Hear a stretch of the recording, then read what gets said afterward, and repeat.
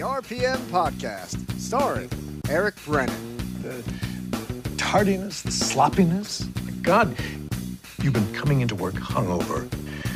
But the truth is, you're nobody's first choice for this job. We're giving you one last chance. Sam Ballard Jr. You think I might screw up? Scott Riggleman. That's Scott. He's a dick. Neil Rutt III. Aren't you legendarily racist? Nick Rendo. It needs to be massive and long and wide. Eric Graham. I'm too shy to wear a crop top. And Josh Matthews. What the hell kind of people do something like this?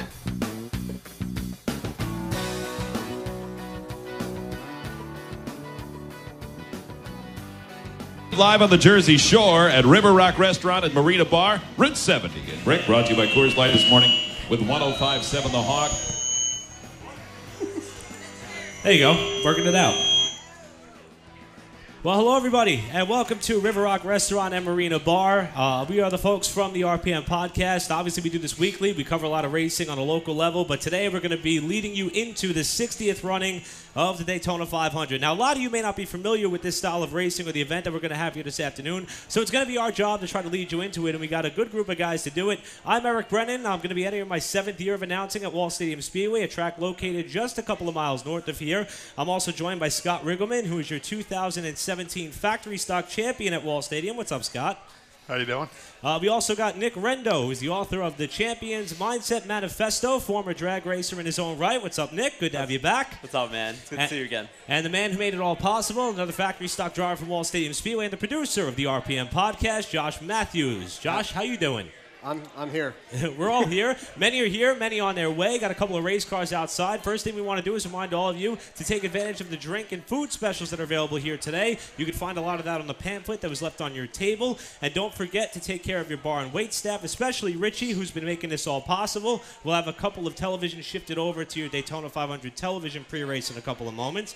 And also our bartenders, Lindsay, Kate, Madison, and Maria. Don't forget to tip your bar and wait staff because they are what is going to make the afternoon all that much more enjoyable. Now, gentlemen, the task at hand is the 60th running of the Daytona 500. And for those of you who may not be familiar with NASCAR, there is a New Jersey flair to it, and it's a really big name as of late. He's, in fact, your reigning champion on the biggest tier in NASCAR. Martin Truex Jr. came oh so close to winning this race 2 years ago, and he appears to have a fast race car today. So if you're not familiar with who to root for, car number 78 may be your man. But there are 39 other competitors in the field, and guys, after what we saw in the qualifying races on Thursday, this aero package and the new spring and shock adjustments that they made, the race is really going to be something to watch.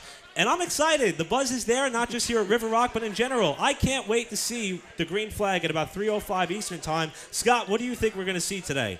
I think we're going to see a lot of excitement, a lot of 3 wide, maybe even 4 wide. Of course, we're going to have the big one, like always, at Daytona. It's going to be a matter of who survives the big one and gets out front first and has their car in one piece there at the end. Now, Nick, I know you said you had a chance to watch the duels, even a clash last week, but granted, in those races, we only had 20 cars max. Now we're going to have all 40 on the track at the same time. What do you expect to see this afternoon? I expect to see a problem with the Camaro front bumper, to be honest with you. Because we saw it with 20 cars. Let's see what it's like with 40 cars on the last lap. The new body style for the Chevys, a topic of conversation. Fast, aerodynamically, but can they push is the question. And Josh, after seeing some of the crashes that we saw, not only in the Clash and duels, but even in a couple of the support races. The truck race was a bit of a mess. The Xfinity race was a bit of a mess. Don't forget the Arca race. The Arca race is always a mess. So this might be a little bit of a survival. As what Scott said, it may be just a matter of surviving. Yeah, I think a lot of people are going to, there's going to be a lot of people just hanging in the back and riding it out. I think we're going to actually see a good period of single file racing. And I know some people are going to complain about that. You can never keep everybody happy. But I think it's just getting there until the end. And with no line on the backstretch for the green-white checkered, for no overtime line is what I was looking to say.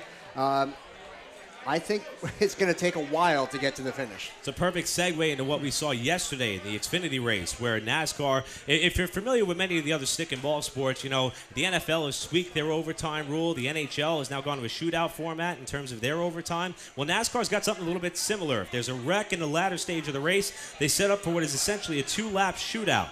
And they used to have a rule where if there was a crash within those 2 laps, the race was over. And if you're a paying customer who's dropping $150 or north of that to watch a race, you don't want to go home and see the end of that.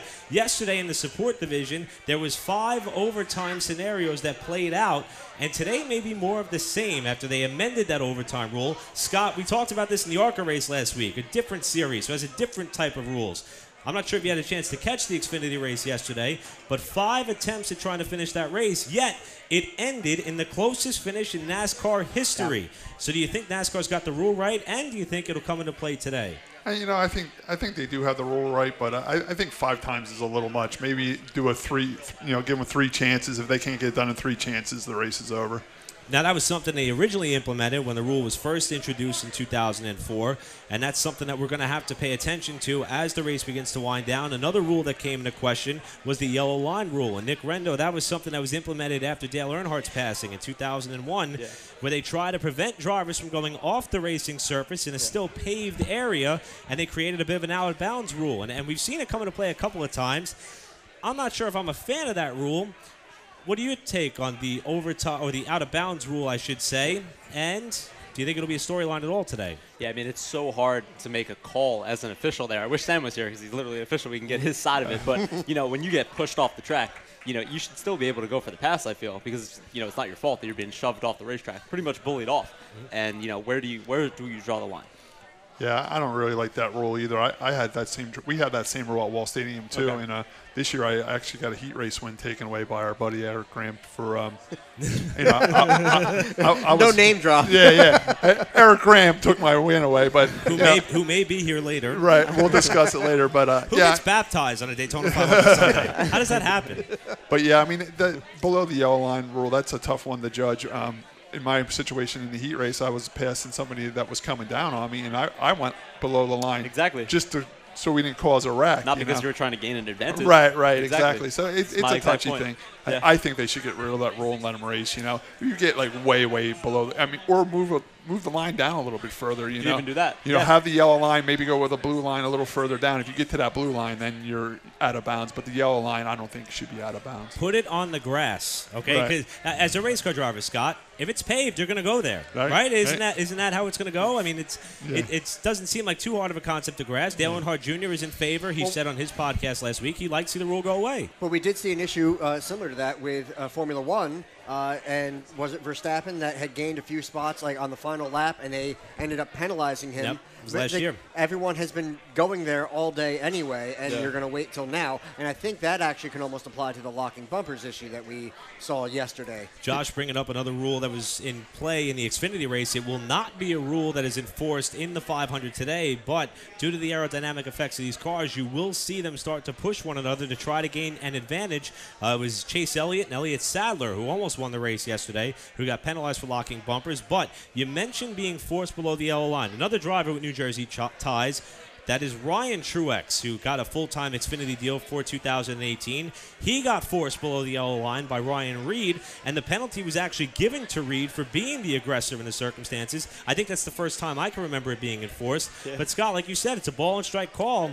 Do we really need it anymore? I don't think so. Nah, let them race. I don't like the rule. And going back to the Xfinity race yesterday with the pushing thing, I mean, Chase Elliott was just driving his race car, and Elliott Sadler was pushing him. He gets DQ'd for, not DQ'd, but sent to the back for something Elliott Sadler did to him. Yeah. I mean, so pretty much if you want to get someone sent to the back, you just push them, and then they get sent to the back too. It should just be the guy doing the pushing, not the guy being pushed. Another thing which I think I would like to see go away in terms of rules on super speedway races. Now, we got a bunch of storylines to follow. For those of you who are going to stick it out and watch the race with us, we thank you all for that. And the race that, if you want to look for a couple of headlines to follow, one of which, as always at Daytona, is Danica Patrick, the female lady racer. And Scott, once your wife Nancy gets here, I'd like to ask her thoughts on women in racing, being that she's a driver now that you compete against on a weekly basis at Wall. But in terms of Danica, this will be her last scheduled stock car start, and it will be at the Daytona 500, a race which she won the pole or qualified first in back in 2013. The buzz around Danica. Now, here's the thing. She's driving for a team owner, Tommy Baldwin, who is based out of Long Island, New York, another little bit of a local tie, who many New Jersey racers have driven for in the past. That's a car that's finished in the top 10 a couple of times. Does Danica have a legitimate shot at winning? Josh, I want to start with you. It's Daytona, so yes. Anybody has a shot at winning. We've seen cars, missing a fender and still be able to stay in the draft. Yep. It's anybody's game, and that's why I think I love the hype about Daytona. I love the race. I love watching it on TV, but in reality, between the duels, the qualifying, and all that, it doesn't matter because wasn't it Keselowski that went from the back to the front? Yeah, in the clash, started shotgun on the field, made his way up through the field. Also, yesterday in the Xfinity race, Joey Logano had to go to the back for unapproved adjustments. Got up to the lead by lap 17. Yes. I mean, and I like seeing that with this type of draft. And I think yesterday's Xfinity race is more indicative of what we're going to see today. You can go from the back to the front, and that's something Keselowski's going to have to do after wrecking the car in the duels. But back to the Danica Patrick story, Nick. I mean, obviously, she's got an open wheel deal inked for the Indy 500. Yeah. Seeing a woman succeed on the top level of motorsports, I think, is important. I do too. Can Absolutely. Danica do it? Yeah, you know what? I think she's experienced enough hardship in her almost decade-long stock car career, and I would like to see it all just work out today. That'd be insane. It'd be really good for her. Scott, the Tommy Baldwin racing operation, something that which we're familiar with on a modified level. Obviously, they've had success. They kind of scaled back on the Cup Series side of things. This is a joint venture with Premier Motorsports. Do you think the equipment's going to make that big of a deal, or are her chances just as good as everybody else? I think she has the same chances as anybody else in that 40-car field. We haven't yet seen what Danica can do. They were only down there with one car. They didn't have a backup car. So she, in the dual race, she really had to save the car. She couldn't wreck it. So we haven't really seen what she has yet. I mean, Tommy Baldwin has won the Daytona 500 with Ward Burton. Tony Uri Jr. is also the crew chief. He's been involved in Daytona 500 wins with Dale Jr. Her shot's just as good as anybody. We talked about the big one. As long as she can keep her nose clean and keep the car straight and keep the fenders on it, she'll have a shot at the end. Why not? Now, in terms of the big one and things that we may see, let's revert back to the duels on Thursday, which, if you're not familiar with racing on a big league level, the Daytona 500 is the only race where they have qualifying races that lead up to it. They split the field in half, and where they finish is how they rack the inside row and the outside row when they come down for the green.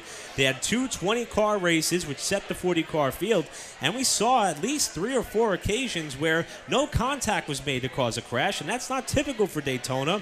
And in fact, it may be like a new school bump and a run that you could do. Instead of actually physically touching the car in front of you, if you could figure out a way to take the air off that rear spoiler and send the guy around, it's another way to get by. I think that's something we may have to watch today. Handling, finally, is a big deal at Daytona once again, and I love it. You're not used to seeing that, Scott. Usually at Daytona, it's all about keeping the car stuck to the ground and just being in the right place at the right time. Now the driver's got to play a bigger role in this once again. Well, that's good. I mean, that's what we want to see. We want to see drivers drive the race car, not the race car drive the driver. I agree. Now, we talk about the wrecks, and in the race yesterday, part of those 5 attempts for the restart at the end, there were a couple cautions I don't think needed to be a caution because they did, they got sideways, but they were able to gather it back up and keep going, but they threw the yellow anyway. So that was a little frustrating for me. But then if you go back to the duels, and they wrecked, Danica actually, I don't know if she used up all her luck already, but she did make it through miraculously. I just got that. At the end. It took me a second. That's good. But yeah, I mean, it's luck. It's avoiding wrecks. It's paying attention. It's Eric Graham. Always talks about how it's all about the spotters. I think it's a combination, really. Yeah, I mean, you do need spotter help. I don't like when people say it's all about the spotter because I'm a driver. I mean, spotters are very important, but I mean, ultimately, it's the person in the car steering it and hitting brakes, and it's up to them not to overcorrect or use too much brake or too less brake. Yeah, like the spotter does need to be right and say that he's there or not there, you're clear or not. But ultimately, yes, it is up to you to know if you have it or have that spot to take or. Now, the conversation of spotters is going to be a big deal today, and I want to cycle this back to Scott. Now, Josh and Scott, Division, you race at Wall Stadium Speedway. You don't have a spotter. Yes, we do. His name is Eric Graham. The only voice in your ear is the official in the tower to tell you if there's a problem that you need to avoid on the track, and if the caution comes out and when the race is over. But, Scott, your brother Tim Riggleman, been a long-time spotter on the local level and even up to some of the national and regional racing ranks, that is. And that's a pivotal part, and there's a bond of trust that is developed between the driver and the spotter. For those of you who may not be familiar with the responsibilities of a spotter, at all these races that you will see, not just here today at Daytona 500, there is a single person who sits atop those massive grandstands that they're showcasing on the television screens right now, and they are in radio communication with the driver to try to tell them what's going on. When you're strapped in the car, you can't really move your head that much. You only are at the mercy of your rearview mirror and what the gentleman or even a lady spotter in your ear is telling you about. Tim's been doing this for a while, Scott, and it's something that he takes great pride in, and he's become one of the most well-known spotters in our region. How does that happen? How do you remain so calm at that rank? Is that something you've ever done before you got into a race car, or even after you got into a race car? I mean, my brother has been spotting a long time, and just in nature, he's a calm guy, so he can stay calm that way. I've done some spotting myself, and I got to calm myself down. But, I mean, I started racing before we had spotters, so I got used to racing without them. I do like racing with a spotter. In my division I race in now, we don't use them. I can go either way, with a mirror, without a mirror, with a spotter, without a spotter.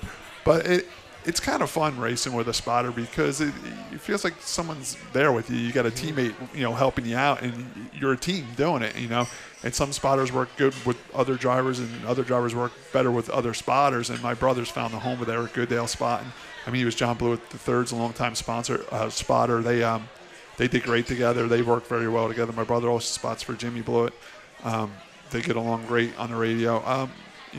My brother has a few people he enjoys spotting for, and he has a few people that he says he'd rather not spot for because they don't even listen to what he says anyway. So why even bother? So it's definitely you got to have chemistry between driver and spotter, and especially at Daytona. Do we know who Danica's spotter is in this race? I'm not sure. I haven't been able to check the score. And it's funny you mention that because NASCAR has now implemented a rule where they have basically. It's almost like a scorecard where you have to outline every team member that is working with you on the weekend, and even in the spotter stands, you have to have your initials on the side of your fire suit or your race suit or your team's shirt when you go up there. I'm also hearing the crew chief's got to wear like an armband around their arm saying that they're the crew chief and what team they're the crew chief for. Not only for NASCAR to know, but also for TV and radio to know when they approach them on the pit box, they know who they're talking to. It's got to be on their left arm because when they're sitting on the box, the TV and the radio personalities approach him from the left so they can read what's on his arm. And they know exactly who the crew chief is and what team it's for. And that's something that cycles back to a local level. I mean, we've seen in the pits at Wall Stadium Speedway, Josh, where a driver may get in an altercation or a team member may get in an altercation. And once you rip the armband off, you got the number to try to figure out who it is and throw them on out. But it's the member of the team that the driver is with that could be penalized as well. So I understand the identification needs in terms of, at the Speedway with the bands and the labels and the patches. But that may or may not be a factor for some of these guys, but that's how you can identify what their roles are with a particular team. And NASCAR has done a really good job at formatting that. And as long as they continue to release it to the public, it's more information for us to figure out who's working with who. Yeah. And speaking of spotters, there's a local spotter on our level, a friend of mine. He's actually worked with Shannon Mondro at Wall Stadium. Anthony Bozzella, great kid. He's actually in his own little personal battle with cancer. So, Anthony, we love you. We're with you. We're fighting with you. And he actually got a visit in the hospital. He may get mad at me for blowing the whistle on this. From Tony Hirschman, who is the spotter for Kyle Busch on the Cup Series level, and of course the father of Matt Hirschman. No, he's the brother. So, yeah, exactly. Brother. It's Anthony Hirschman. They call him Winston. That's his nickname. He's actually Matt Hirschman's brother. The father is named Tony Hirschman. It's Anthony Hirschman the third, actually, and he goes by the nickname Winston. He is Kyle Busch's spotter. He does still spot for Matt on the modified. When he gets a chance. He's also a good friend of my brother's. He's a great spotter. It's a profession that many try to claim to, and thank you for clearing that up for us, Scott. Yeah. That's why we love you. That's why we have you. And continuing on with that, it's another item to keep an eye on. And as we continue to look at storylines, Darrell Wallace Jr. has an opportunity at his hands. If you may not be familiar with him or the name, it is something that will be more prominent. In fact, it appears that NASCAR marketing has really latched on to his nickname is Bubba Wallace Jr., African-American racer who has been running quite well in a series. And it was the Drive for Diversity program which got him to where he he is, but his own personality, his own talents, and his own success has helped him sustain his level at the top-tier level of motorsports, and he's been a name to watch as well throughout the last couple of weeks. Now he's got an opportunity with a driver who has had much success at Daytona, and Darrell had a second-place finish. In fact, it was a third-place finish in the duels on Thursday. He's been a name who they have been showcasing throughout the week. They've been showing a lot of video montages about all the things that he's been involved in. And Darrell Wallace Jr. is one of my top 5 guys to maybe win today. Wow. And I don't know if I'm crazy for thinking that. Josh, you're giving me a little bit of a smirk. Is that a realistic outlook on Bubba and the 43 car? They've gone to victory lane before without Richard. I don't think it matters. Again, it's anybody today. I don't know. Who's your number 1 pick? As far as winning the 500. Yeah. I really like the way that Chase Elliott's car was in practice. There's something about in practice, the duels, that car looks stable, it looks secure, it looks like it held together properly. I would say, and it's funny, I was talking to Wall Stadium Speedway photographer Jim Smith about this a little bit earlier. He was here today. How you doing, Casey? Good to see you. But out of all the drivers who are competing in today's race, I don't know why, but Chase Elliott, who has never won a big league stock car race before, second-generation driver, new number for 2018, his name appears to come to the top of my list. And maybe I'll put Ricky Stenhouse Jr. in second because of how good that car is on plate tracks. But he's been doing that move, Scott. He's been a wild man. He's been a wild man. He's a dart without feathers is what Tony Stewart would say.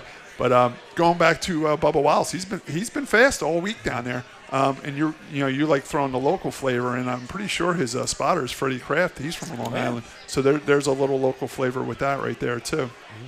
And that's why when we continue to push the idea of a local involvement, many people like in NASCAR or auto racing as just a strictly southern sport, and you'd be surprised how many of us Northeasterners are involved in it to a larger degree. And we talked about Martin Truex Jr., his brother Ryan, who had a top 10 finish in the Xfinity race yesterday, all the spotters who are involved, who are from up in this portion of the country, and it continues to cycle on from there. We talk about Bubba Wallace, though. He is, in fact, from the South, started racing legend cars at the Charlotte Motor Speedway, a level of cars which will have a couple of local drivers here who compete at Wall, also in that division as well. Well, the cool thing is how they have that special legend track set up utilizing the part of the front stretch. At the Charlotte Motor Speedway. Yeah. Yep. And that does occasionally get some television time. Not incredibly often, not as often as it should, but it is always fun to watch. And they actually kind of go backwards through the pit stalls. And if it's not on TV, our very own Sam Ballard, I'm sure, is there. Sam, who designed the flyer for us as well. He's a really heartfelt member of the RPM podcast and all the things that we do. If you want to check us out on the internet, you could look at therpmpodcast.com, or you can follow us on Facebook, Instagram, or Twitter. And back to the 500 and the storylines. The Earnhardt name, the Earnhardt legacy, synonymous with that of Daytona. First time in I don't know how long, probably 40-plus years, that there will not be a bloodline member of the Earnhardt family, but Jeffrey Earnhardt will carry the banner for the family. He's, of course, the nephew of Dale Earnhardt Jr., but there was a vacancy left at the number 88 car, and that was the car that Earnhardt Jr. has driven in the past, and he's also driven to a Daytona 500 win back in 2014. Now with Junior on the sidelines, the opportunity is opened up for Arizona native Alex Bowman, who won the pole for the 500 last week in single-car qualifying. But in the qualifying races, he didn't really do much. He kind of rode around in the back. Scott, is that the right strategy if you want to figure out how your car's going to handle? You're leading the field to the green in the 500. Yeah, I mean, what a lot of people don't know is it was an impound race. The way you time trialed your car, you had to race the duels that way. So a lot of people there time trialed in a race setup, so they were good in the duel race. Alex Bowman's team decided to do the exact opposite. They qualified with a time trial setup, so when it came to race time, they were a little screwed. So they knew they weren't going to be able to race well because they wanted the pole so bad. They fell to the back, they saved the car, and they started on the pole today. They thought that was more important than the dual race itself. It was just a different way of looking at things and handling the race, the speed weeks down there. They went there to get the pole, and they got it. And now they were able to change the car over to race trim, and they'll be good in the 500. Yeah, what Scott's alluding to those of you who may not be familiar with what we will see in stock car racing on the regular, that is, the practice time is limited a good significant amount. They used to run 2 sessions every Wednesday before the 500. Their first opportunity back on track was, as you said, Scott, with the qualifying races Thursday. Then they had a chance to kind of shift over to the race setup following those races.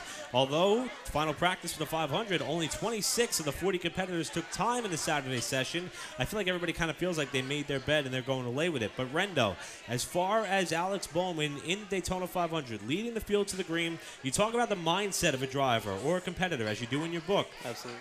That must be like a lot of pressure for a young kid in a fast car for the first time in his career. Remember, not only a fast car, but I would say half the people in those stands are wearing a shirt for that car. Absolutely. So that is a lot to obviously. And William Byron's experiencing the same thing in the 24. And bringing back that paint scheme, I think even makes it that much more pressure on him, for sure. But Nick, do you think a lot of the Dale Earnhardt Jr. fans stayed with Alex Bowman, or do you think they switched over to like a Chase Elliott or a William Byron? I think they're Hendrick Motorsport fans, but I think they really still want to see that 88 legacy you think continue. they stay with it? I really do. And, I think Chase Elliott, we haven't really spoke about him a lot, but I think he's really going to be a really tough person today. I think it's going to be someone in a Chevy, 100%. I'm willing to say that, but I think Chase really has that extra oomph to get him there. Now, as we continue to look at what's going to happen in the 500, I think it's important to reflect on what has happened already this weekend. They ran the truck race on Friday, the NASCAR Camp World Truck Series race. Josh, familiar name, and it gave the command to start engines, not the one that we're thinking of, but it was a point that you did, in fact, make. A gentleman by the name of Andrew Krause gave the command, not the Andrew Krause that we know from All Stadium Speedway, but he got the command off to start engines. It was spelled slightly differently, but I saw, and that was just a weird kind of moment. Who was this Andrew Krause? I don't know. It looked nothing. Nah. I forget. We don't know. Was he a sponsor? Or maybe he was a sponsor or Probably something? a CEO of something. Yeah, I'll have to look right. it up. It was for the Next Era Energy Resources 250, the 250-mile truck race that they run on Friday. That was Perhaps a good something race. new. See, I will beg to differ, and I'll liken it to that of what we saw on Saturday and what we're going to see today. In the truck series, I feel like when they first started racing at Daytona, it was 2000, I was 10 years old, and I wanted to skip school to watch that race, and my parents wouldn't let me. So, when I came home, that was when Jeffrey Bodine had the big wreck, Scott. I don't know if you remember that, another New York native. Yes. The race ended up finishing around 6 p.m. local time, and I got to see the end of it. They were able to pass. In the truck series aero package they have now, it seems like once you get alongside somebody, you can't get by. You can only stall out alongside, which I'm thankful to say we won't see today, but it did make the race rather entertaining. Yeah, but I think we saw that in all this. I know you were saying that, yes, in the Xfinity race, that they were able to kind of make a run and complete a pass. I still think that we saw, guys drop down, and we saw this in the duels as well, try to make a run, but if nobody goes with them, they still kind of stall out.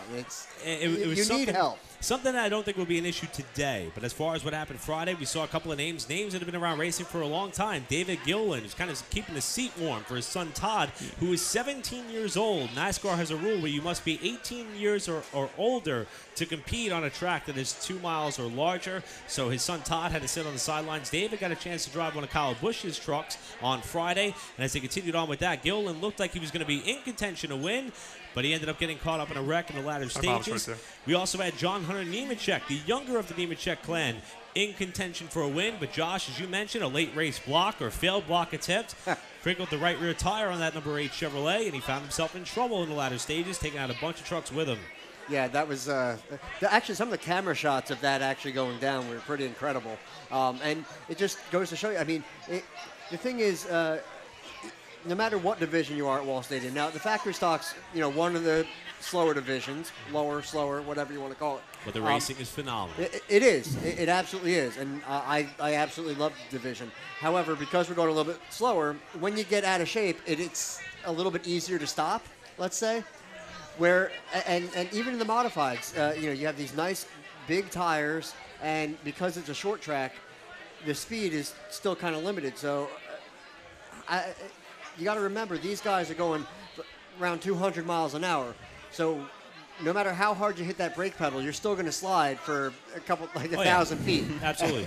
And when somebody gets out of shape or a tire goes, I mean, you're along for the ride. There's not much you can do. Now, speaking of that, Scott, I know that you and your family have had a chance to work on some of these big league stock cars before, and when they come to the plate tracks, they really do back the brake pads out so that way, because you're not really using the brakes that often here unless it's to get on or off pit road. So when stuff happens in front of you, and I'm censoring this for our PG-13 crowd, when stuff happens, there really isn't a lot of brake there. No, you don't have a lot of brake in these super speedway cars and trucks. What they do is they, at Martinsville or something, they'll run these really huge brakes, calipers, heavy brake pads. Will come to the super speedway where you don't use brakes. They do totally back the brakes off so there's less drag. And not only that, they run lighter calipers and lighter brake pads themselves, so they save weight there too. So they're basically just used when you come down pit road. Yep. So when you do get in an accident like that, you don't have as much brake power as you would have, say, at like a Martinsville. But they have enough to lock the wheels up. I mean, you can see that the wheels are locked up, and really brakes can't do any more than that. Not only when John Hunter's right rear tire blew up that he was down on the rim and making him slide, but it blew the back of the body off the car. So now he loses the wind drag as well. So he was just along for the ride. I'm a little disappointed.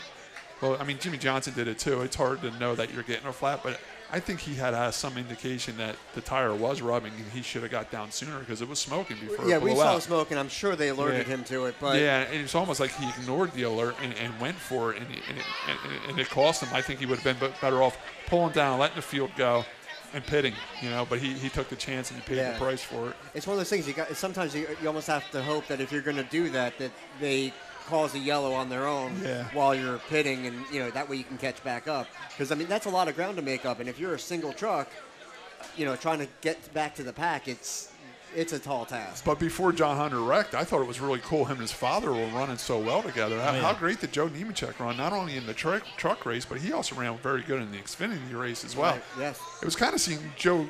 It was good seeing Joe back behind the wheel and doing very well, in limited funded teams. So, I mean, I like that Joe and John Hunter race together. Sometimes I think John Hunter shows his impatience and his age sometimes. I think if that was his father with that tire rub in, I think Joe would have handled it a little bit better than John Hunter. But John Hunter's doing great. He has 10 Xfinity races lined up with Chip Ganassi Racing. He's going to have a great year, I think.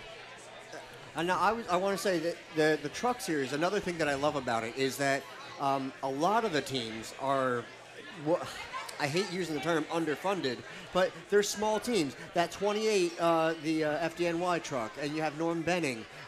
And Norm was running up in the top 5. Norm was running great. I was even saying to Nancy, we were watching the race, I'm like, look at Norm up in the top 10. And he was saving his stuff. He was missing the wrecks. He has to, man. He can't afford to wreck that truck. And Norm had, I think he ended up 14th, though. But he was right up in the top 10 there at the end. And not only was he in the top 10, he was staying with the lead draft. I mean, we were watching him, and he was staying right where he wanted to be in the lead draft, and that was great to see. Like you were saying, some of these truck teams are smaller and underfunded. Yeah. Some of them are basically a late model team where they got a truck and they go truck racing with it, which is great. I think that's awesome. And it's important to say that these are teams that don't even make all the races. Right. I mean, they're running a limited schedule as well, so it's so important to perform well in the races that they're actually in to hopefully pick up a sponsor. The only thing I really didn't like about the truck race, and I still don't like, is that they used to start 36 trucks, and a few years back, NASCAR cut them down to 32, and they had 34 or 35 trucks there. I would have liked to see them start them all. Just take them all. They're already here. Just take them all. Yeah. I mean, 32 trucks on that big track. I've been to that race on a Friday night, and even when they're getting ready to go, it doesn't look like there's many trucks out there with 32. You get a couple wrecks, now you're down to 25, 24, 22, 18, and it looks ridiculous out there. There's not enough. So it looks like an F1 race. Yeah.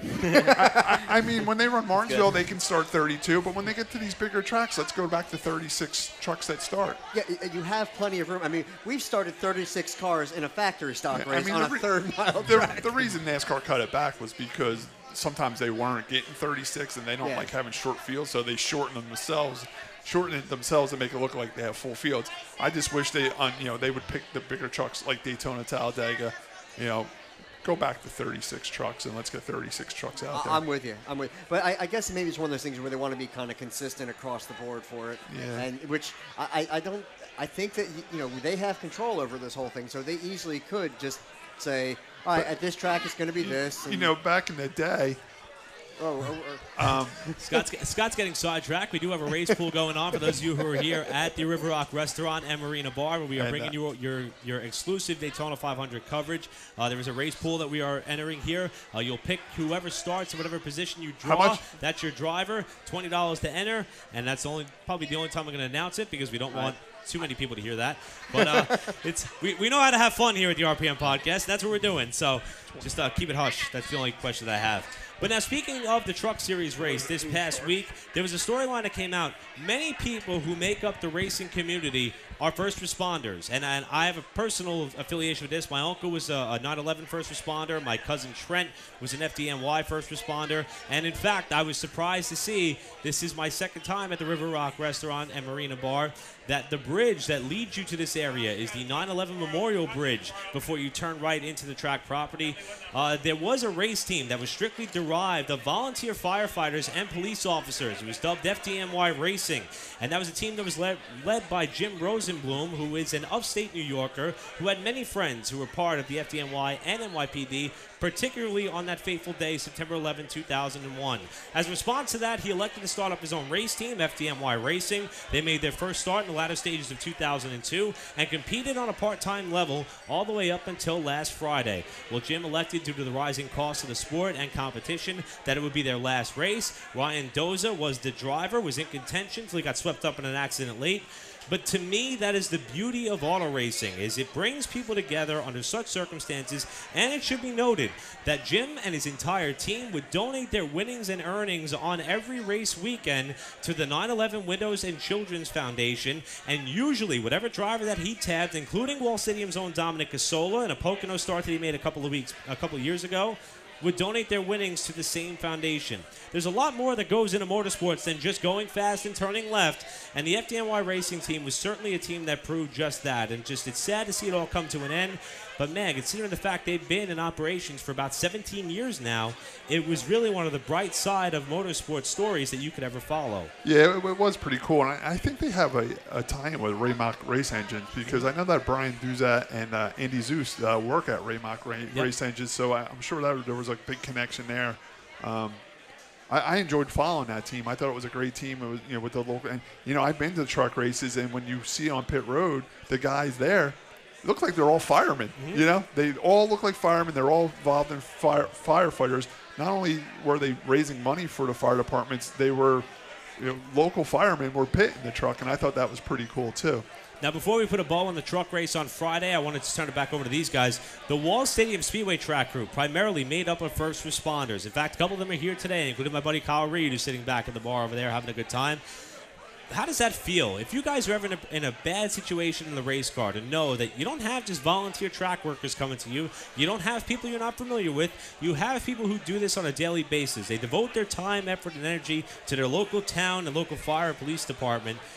Does that make a big difference for you, Scott? You race all over. You've been attended to by volunteer crew members and also people who are at the top of their game in terms of keeping you safe. That's a big deal for you as a race car driver. Yeah, I mean, it definitely makes you feel safer when you roll out on the racetrack at Wall Stadium and you see 2 or 3 ambulances, rigs set and ready to go, fully equipped. I mean, we have John Russell. He's been an EMT forever. I mean, the list goes on and on at Wall Stadium with Warren Alston and everybody. I mean, we have a great safety crew. I'll make a joke. A long time ago, me and Craig Wallace went up to a track in upstate New York and raced. It was called a Cunningham Speedway. It's now called Bethel Motor Speedway. Me and Craig pulled into the pits, and Craig looked at me. He's like, Scott, this track doesn't even have a welder here. I said, Craig, you're worried about a welder? They don't even have an ambulance here. He's like, oh my God, I didn't even notice that. So yeah, I mean, I when I do pull in these other tracks I race in and all over the country, I look around. At Bronson, they didn't have an ambulance there, but they had a fire rescue squad there that was fully equipped to handle a bad situation. So yeah, I do look around and make sure there is an ambulance on premises, and you'll be surprised. You get out of state, and sometimes, I asked one guy, I said, you don't have an ambulance here? He's like, yeah, I do. It's over there. He pointed over there. It looked like it's been sitting there for 20 years. He had an ambulance there, but it didn't even run. It had 4 flat tires and no crew. He said, this was in Virginia. It was at Franklin County Speedway in Virginia. He said, well, in the rules it says I have to have an ambulance on premise. That's an ambulance that's on premise. Wow. But they didn't have people in it. Then he told me, he's like, well, if something happens, don't worry. I got my cell phone on me. I'll just call the squad there right down the street. So they treated it like, a car accident on the highway, but it was weird that, yeah, I mean, New Jersey is one of the safest places to race.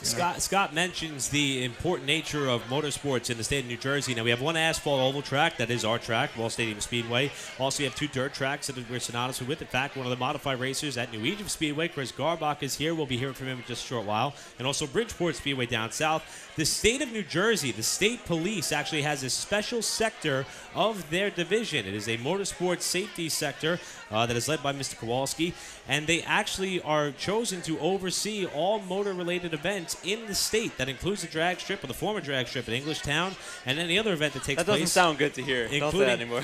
Well, that is how serious, the state of New Jersey takes auto racing. In fact, a lot of the rules that the short tracks have to abide by are mandated by the state. And no other state in the country, no 49 of them, I believe, has a similar type of enforcement.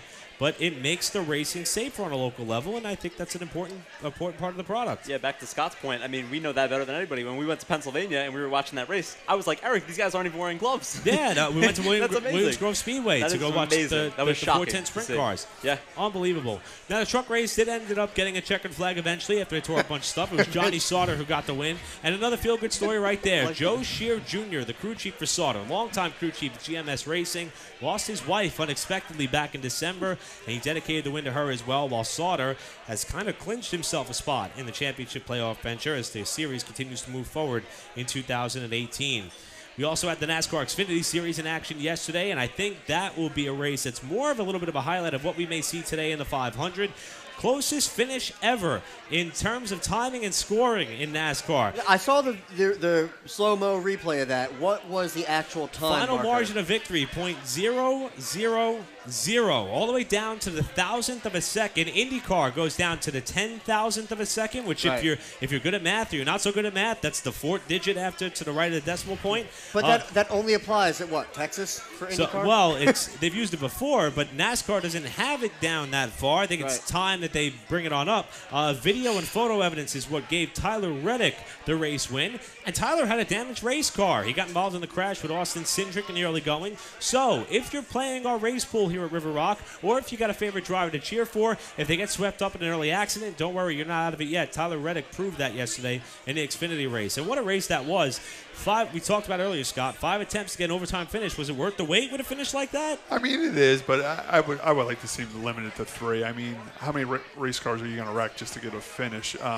I think 3's enough. 5 was ridiculous. Would it be different per division? Like, maybe 2 for the trucks, 3 for Xfinity, 5 for, the Cup race? I mean, that's a good idea, but I like to see 3 across the board. Okay.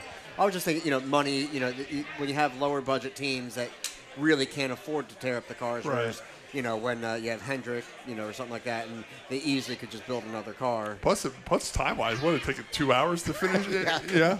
Well, the Arca race did the same thing. Yeah. Really. Again, my favorite tweet was Matt Weaver, I think it was. Just run them like this with the dirt on the track. It will literally make no difference. It's not going to make a difference.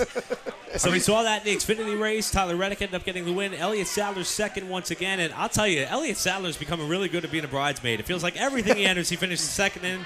It doesn't seem to matter for him. Championships, Daytona races. I blame Priest. So F that guy. Quoted from Elliott Sadler. You're listening to the RPM podcast. I'm Eric Brennan along with Scott Riggleman, Nick Rendo, and Josh Matthews. We are here live at the River Rock Restaurant and Marina Bar. Don't forget to tip and take care of your bar and wait staff. Food and drink specials are available all throughout the afternoon as we prepare you for the 60th running of the Daytona 500, scheduled to go green at about 3 p.m. Eastern Time. Good time to step aside and take a chance to thank some of our sponsors, including O'Shea's Auto Repair. Tim O'Shea was a longtime racer at Wall Stadium Speedway, been a member at Wall Stadium as a factory stock racer for quite some time. If you're looking for a full and dependable auto repair service, look no further to O'Shea's Auto Repair. You can check them out on Facebook or their website at o'sheasautorepair.com. With that, we're going to take a 5-minute break, refill our drink cups. We'll be right back. We're going to talk to a driver who is just down in Daytona competing in the USAC-sanctioned quarter midget races. A good stepping stone for many of our drivers as they work their way towards the top of the motorsports echelon that we will see here today. That is, of course, Ryan Kuhlthau. We're going to take about a 5-minute intermission. We'll come back and continue to lead you in to the Daytona 500 with the RPM podcast here at River Rock.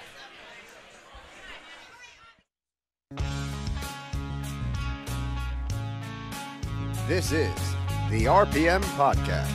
My God, you guys look like unemployed backup dancers.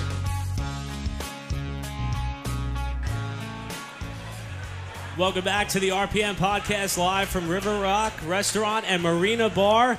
Want to remind everybody we got a whole bunch of things going on here, including race pool tickets that are being handed out.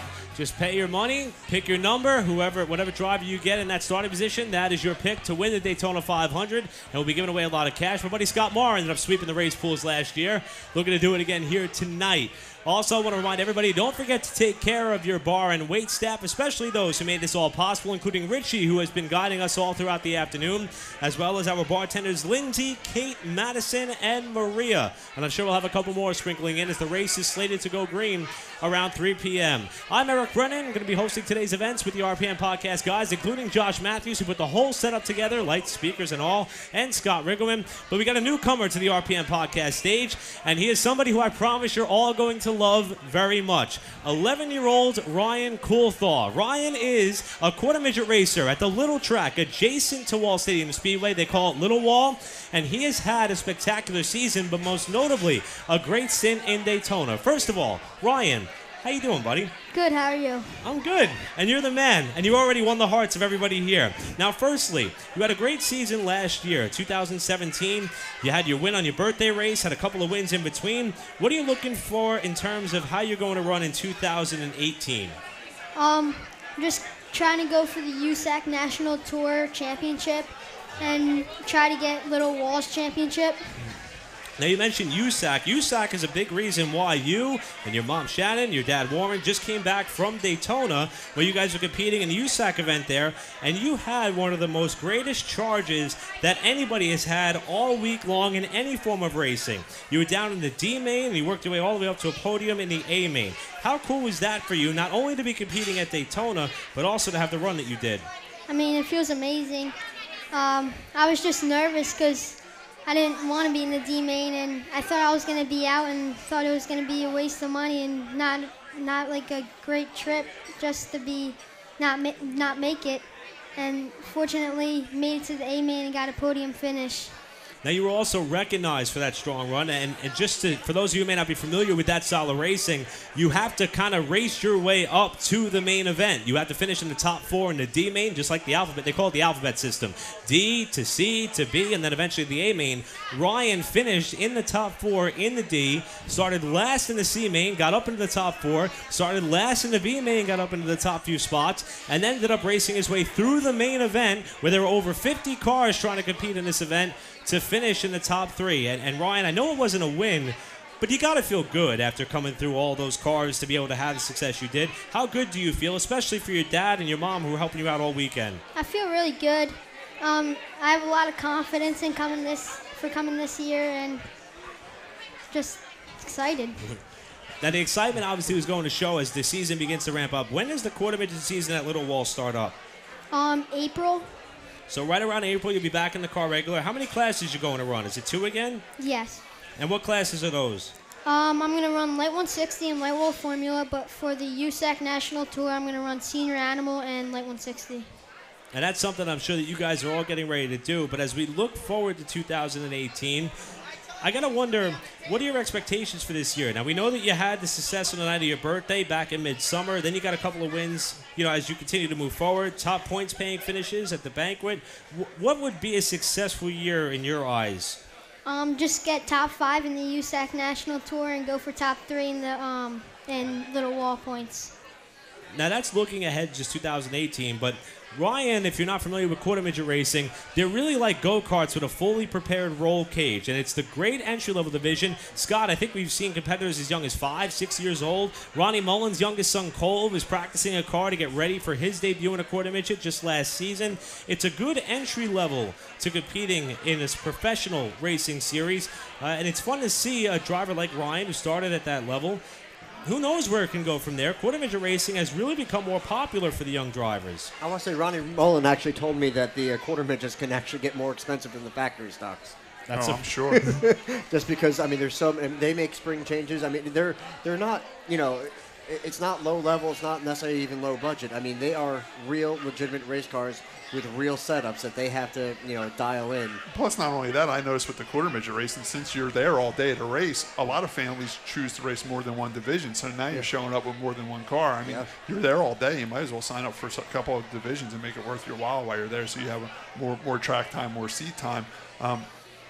I love the quarter midgets. Unfortunately, when I was a kid, quarter midgets weren't really going big around this area. I raced go-karts, and we had to travel pretty far to race go-karts. I think it's great for Ryan, a local kid, to be able to race right at Wall Stadium and travel. I mean, look, they just got back from Speed Weeks. How cool is that, at 11 years old? I also noticed that, Ryan said he wanted to make sure that he made it to the A-Main so it wasn't a wasted trip. But a lot of people don't know this, but Ryan's nickname in racing is the Spoiler. So he actually spoiled it for other kids that didn't make the A-Main because he worked his way over from the D-Main. But in racing, you got to be a little selfish, and I think it's great that Ryan made it to the A-Main and had a great experience down there, and I wish him well for this year. Ryan, I also understand that you play other sports. You play, you said you wrestle, you play soccer, and there was one other one you did? No, that was it. You're wrestling and soccer and racing, right? Yes. At all three, I mean, wrestling, I had a lot of friends that wrestle and play soccer. I mean, it's pretty grueling sports. Racing's also tough, too. Out of the three, which one do you find the most difficult to compete at a high level in? Since I've been doing racing for a while, I don't think it's racing. Wrestling, I just started it, so I'm just going to say wrestling. Yeah, wrestling's tough. It's a lot of working out. You got to be in great shape. But by you doing wrestling and being in great shape for wrestling, do you feel that it helps you while you're in the race car? Yes, so I could I could get on the wheel and drive it harder. Yeah, and it also helps you, you don't get tired at the end of a race. And racing's a summer sport. It gets very, very hot. I think by you conditioning yourself to be a wrestler and also running and playing soccer is great exercise. I think it's going to help you in the race car tremendously during the hotter months of the year when the other kids might be tiring out when it's 90 degrees out and you're racing. I think you're going to have a physical advantage over them. So I think what you do off the racetrack helps you in the racing very well, and I'm glad to see that you play all these other sports. Yeah. Now, you also said that the other sports you play might conflict with your racing. Do you have a confliction of a schedule between the two sports? Yes. For the opening for WAL, the Garden State Classic for us, soccer, the same week, soccer and racing are in the same, and we decided to race. All right, so by you telling me that you decided to race and not play soccer, racing's your number one sport. Let's face it, the other sports are just games, right? Racing's it. So I'm glad that you put racing on the top of your list. Yes. Now, a quick story about Ryan, for those of you who don't know him personally, and as well as the Kuhlthau family. And this is a little bit biased, but I'll explain in a moment. You can notice the shirt that Ryan is wearing. It is a Fight Matthew Fight shirt. That was a shirt that was derived from my young nephew, who was diagnosed with stage 3 pediatric liver cancer. Ryan heard about my nephew's story on his own and went to his parents, Shannon and Warren, and asked if he could donate his savings, which he was building up to buy a Toyota pickup truck, all on behalf of my nephew in his recovery efforts. And I'm happy to say my nephew is doing okay, but I'm more happy to say that people like Ryan still exist in this world, and a lot of that has to do with his mom and dad, and that's how we got so close. But now, Ryan, you can only race a quarter midget till about 16 years old. If you suffer a growth spurt, we had a driver who was, I think, 14 had to retire because he was too tall.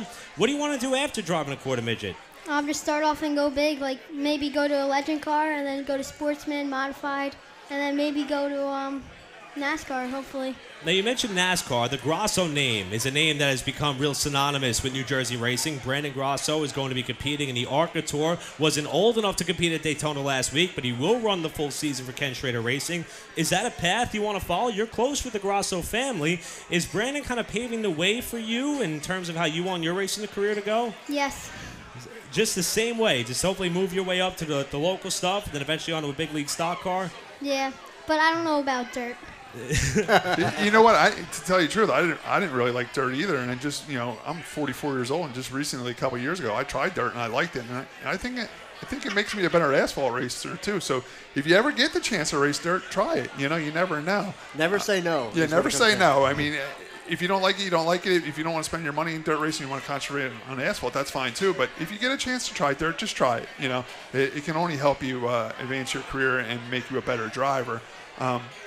Not only is Ryan a true racer, but he's a true race fan. I mean, I see him in the grandstands every Saturday night at Wall Stadium enjoying the races.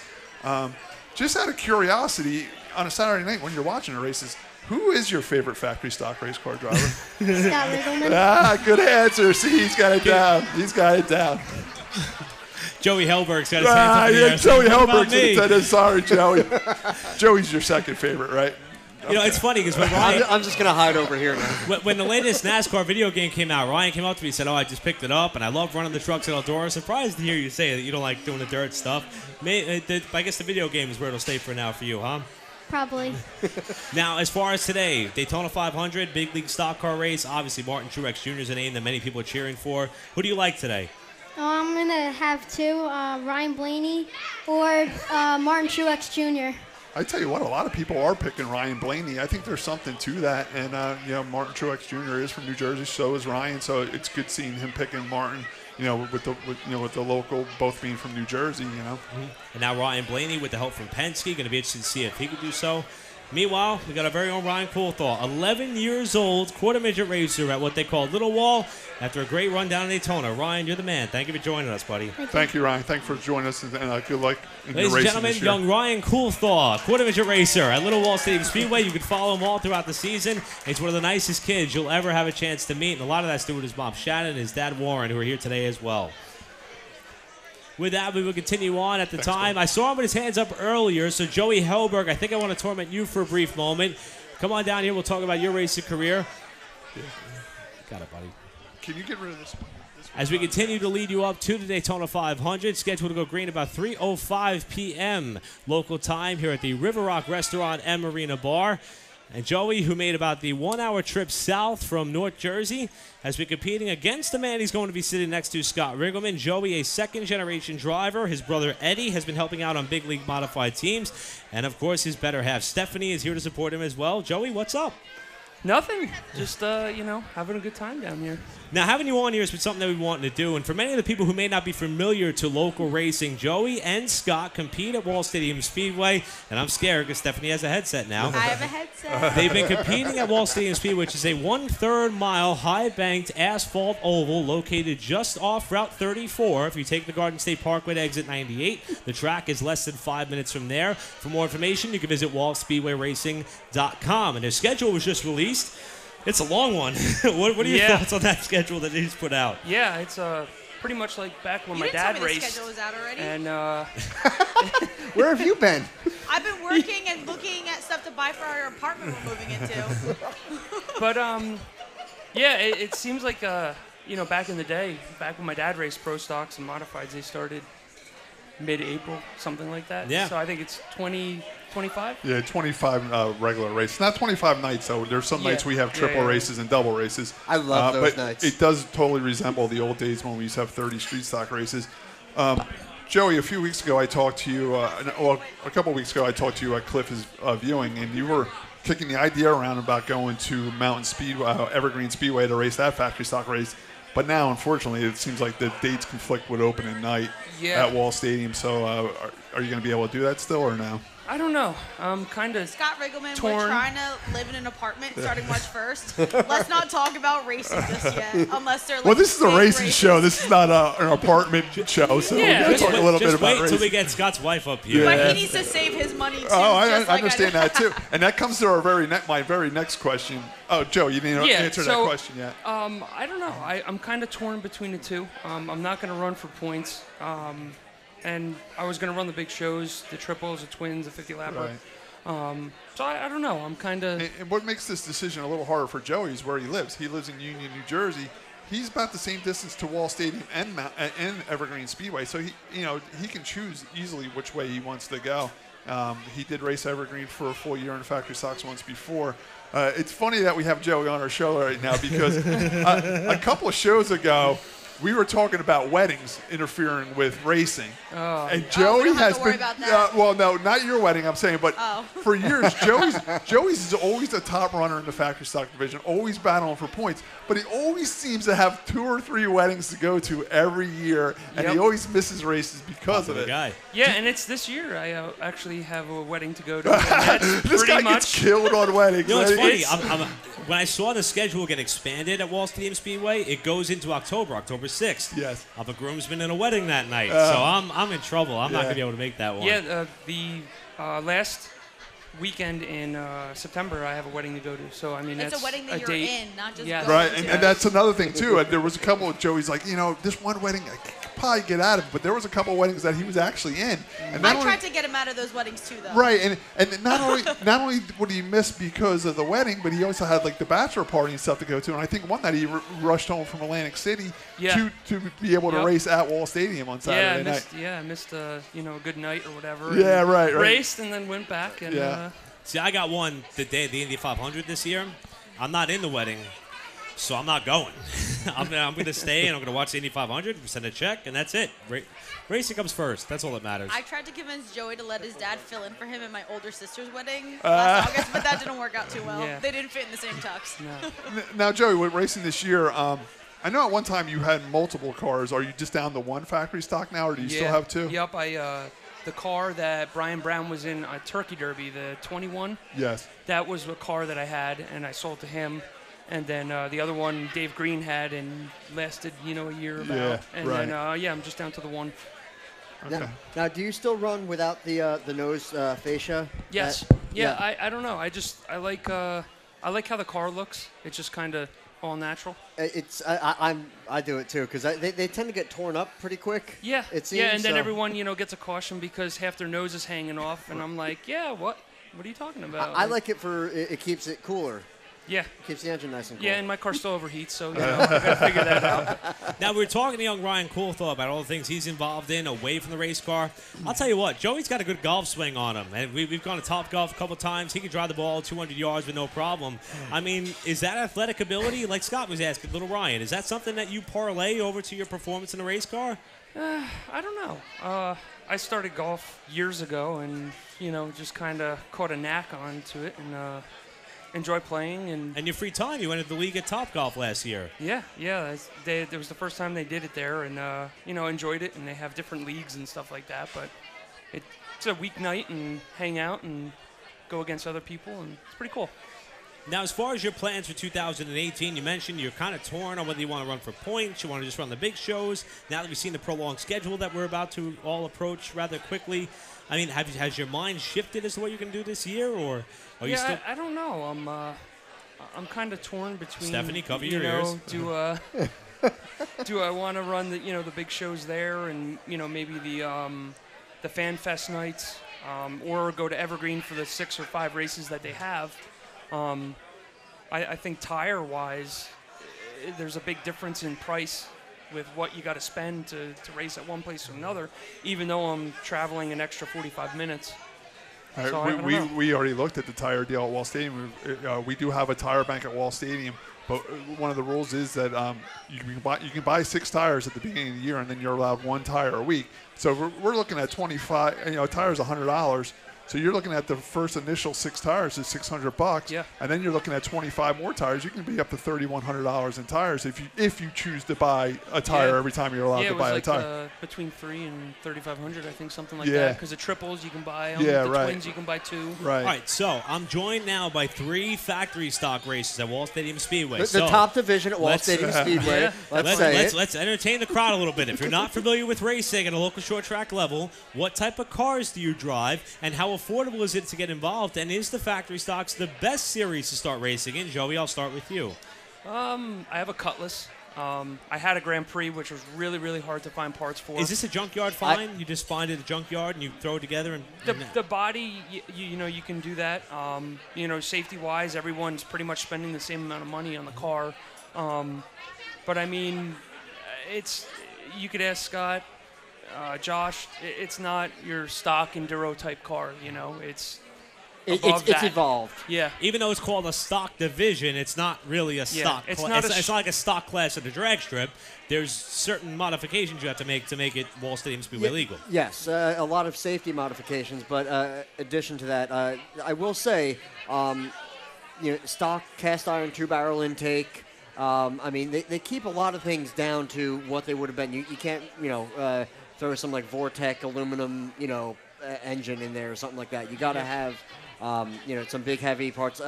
Stock cast iron exhaust manifold is another part. So they do try to limit things with the power and I guess keep it affordable as long as you can find the parts. You can't have any lightweight control arms. I mean, let's face the facts. All racing is expensive. Yes. There is different divisions. The factory stock is one of the cheaper divisions to race in. Is it expensive? Yeah, it's still expensive. Even though it's a cheaper, affordable division, it's still expensive to compete. It really comes down to where do you draw the line of affordable.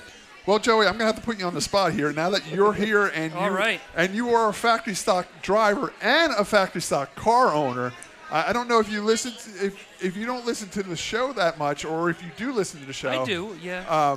Ish. Scott, for those of you maybe listening later on, Scott is currently asking this question while handing his wife money. That takes skill, certainly.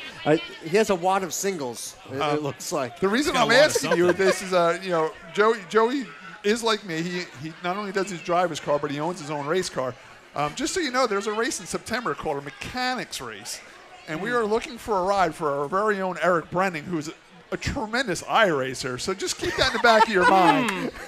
Just keep that in the back of your mind. If you're looking for someone to drive your car to mechanics race, we have a capable professional iRacer here that's looking to transfer his skills. I've driven one before. He's driven one I've done it before.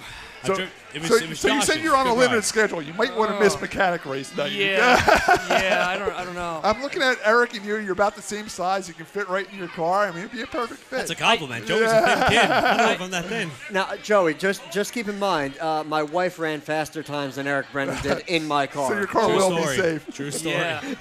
Yeah, I remember about that, yeah. That's why I like to talk about the race cars and not drive them, but it's a little bit difficult. Now, Joey, you're a second-generation driver. Your dad, JR, has been around for a while. For the last few years, you and your dad would split turkey derby duties on Thanksgiving weekend.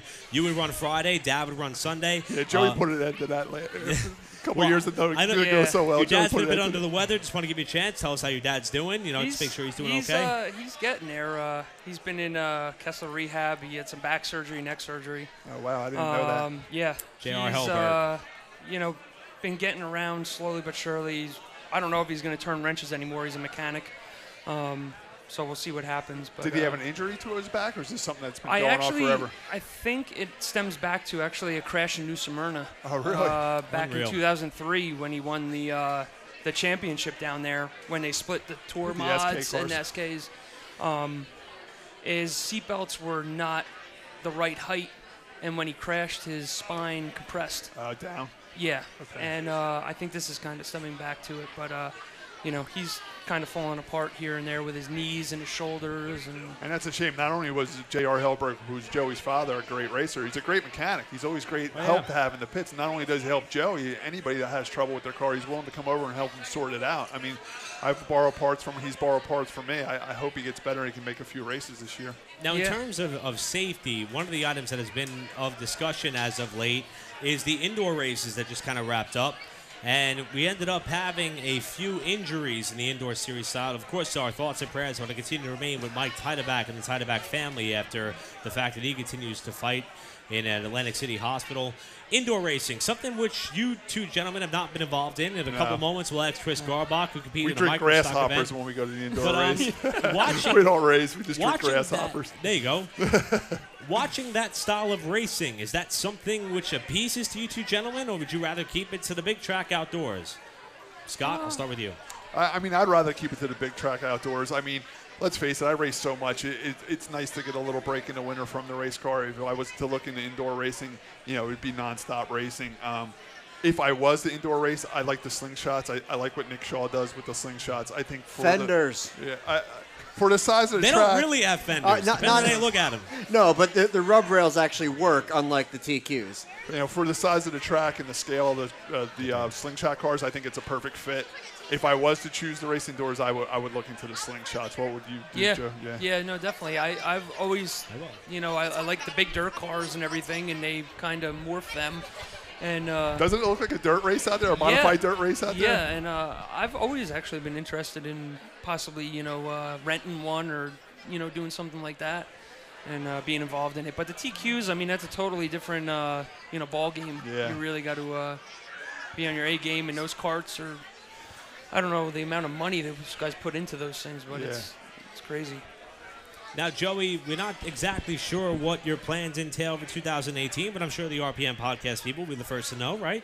Oh, yeah. Now, Yeah, you guys will know. Yep. Stephanie was up here just a little bit ago. You and her Yep. got an apartment coming up March 1st. Move-in date. That's a new party spot, huh? Yep. In Somerville, downtown, there's a bunch of bars and restaurants. So that's moving come south on for down. you.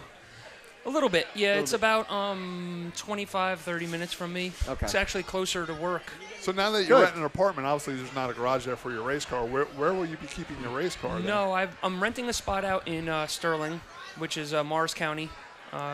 And I've been renting it for about 3 or 4 months. So I can do all my wrenching and stuff there. So how far is that from your new apartment then? It's actually closer than my job.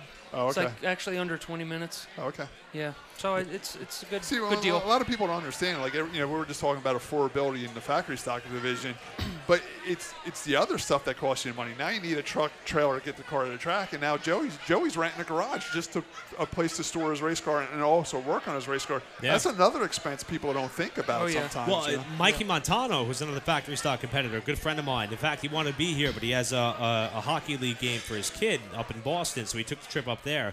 But he usually leaves his car down here at Jimmy Blewett's house in order to prevent the cost of having to tow it from Long Island, New York, all the way down here. Oh, yeah. So, any way you could shortcut that expense of having to get the race car to the track is a big deal. And Joey, you're trying to find a way to do just that. Yep. But now let's shift to the national stuff. Daytona 500 today. I know that we're all not in tune with NASCAR as much as we are, but we've been seeing what's going on. What do you like today? Well, just before Joey sat down, he whispered in my ear. He said, "This is Jeffrey Earnhardt's race to lose." I mean, his confidence in Jeffrey Earnhardt is unbelievable. Oh yeah, he's got it. He's got it wrapped up. No, but seriously, who do you like in this race? Are you a Ford guy? Are you a Chevy guy? Or a Toyota guy? Or do you go by driver or by team? Or? The Toyotas have been strong, but now this is a new year. So, I mean, everyone's raving about the Fords, the new Chevy. So, I don't know. It's going to be interesting to see, and it might come down to the survival race like the nationwide race did yesterday. Is there, like, I'm a Chevy guy. I think Josh is a Nissan guy, and he's waiting for Nissan to come into the sport. We don't say those words here. They're taboo. Just curious, how do you pick who you root for? Do you do it by car, by team, by driver? Or I don't know. Just by who's fast in that race? Definitely not car make. I would just say, who I've been kind of keeping an eye on the past few years, but, I mean, there's so many new young guns. Yeah, it's really changed this year, hasn't it? A lot of new faces. And now with this new car and everything and the way they've been practicing and time trials and stuff like that, it's going to make it really tough to pick one guy that you're going to be like, oh, yeah, he's definitely going to win it. Now that you live in New Jersey, and we always ask people how involved are they in, like, NASCAR, is there certain cup races you might attend? Do you go to a Pocono or a Dover, or do you go up to New Hampshire at all? Pocono, I went years back, only one time. Dover, I go to the spring race all the time. Is that an annual thing for you? Is that just something you've been doing? I've been doing that now for about 5 or 6 years. I also noticed that falls on our race week because when Wall Stadium schedule comes out, the first thing I do is I look at the Cup schedules, and I mean, but you can still make Dover on a Sunday morning. We can race Saturday and go down there Sunday. But I like usually like not having to race because then by the time you're done racing and everything, it's midnight, and then you got to wake up at 4 or 5 because we go early, and there's definitely a race weekend that time. I didn't see they had off. So would you go to Dover just for the day, or do you actually bring a camper down there? No, and camp? we go early morning. We tailgate.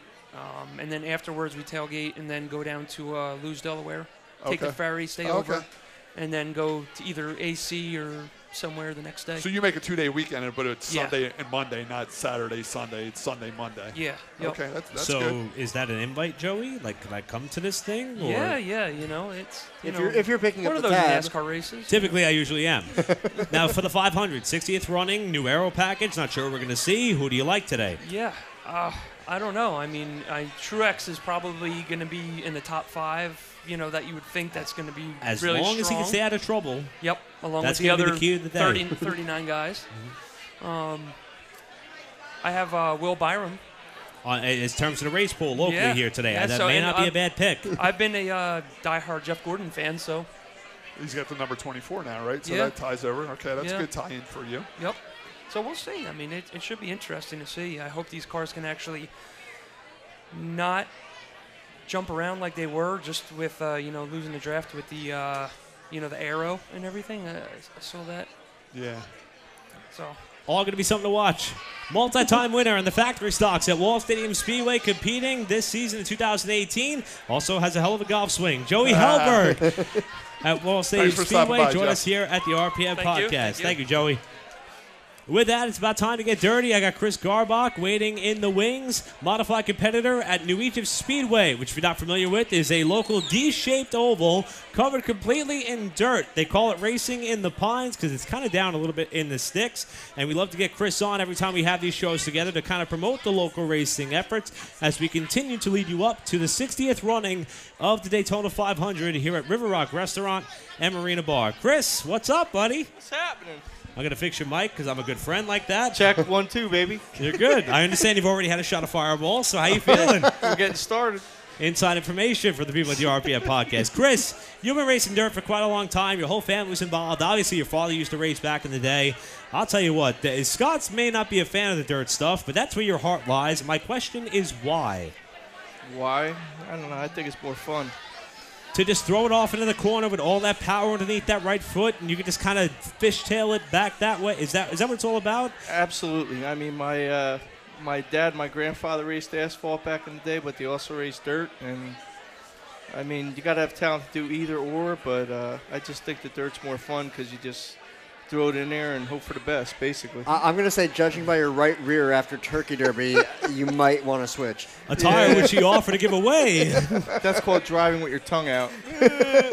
Now, we mentioned Chris is a dirt racer. If you're not familiar with Wall Stadium Speedway, at Turkey Derby, which is their big event, we must have had 6,000 people in the grandstand, Scott. I mean, the crowd was huge this season, thanks to the Kraus family. They do have a dirt modified event on the pavement, which is one of the most exciting that we've seen. Biggest car count we've seen in a while. Chris, you had a lot to do with that. What was that experience like, running on the pavement on the high banks at Wall? It was a lot of fun, and I got to thank Donald Barney for giving me the setup for the car because I had no idea what the hell I was doing with it. Now, was there a lot of changes that you had to make from your dirt car to go run asphalt, or did they keep you in a tight box where they didn't want you spending a lot of money and showing up with like a dirt asphalt car? No, I mean, a lot of them guys did have dirt asphalt cars, but basically mine was a 4-coil to begin with, so we just changed the springs and percentages. But now, would you stiffen the springs up to go asphalt? Big time. Yeah, you stiffen them up big time. Yeah, it was definitely a big-time change, but...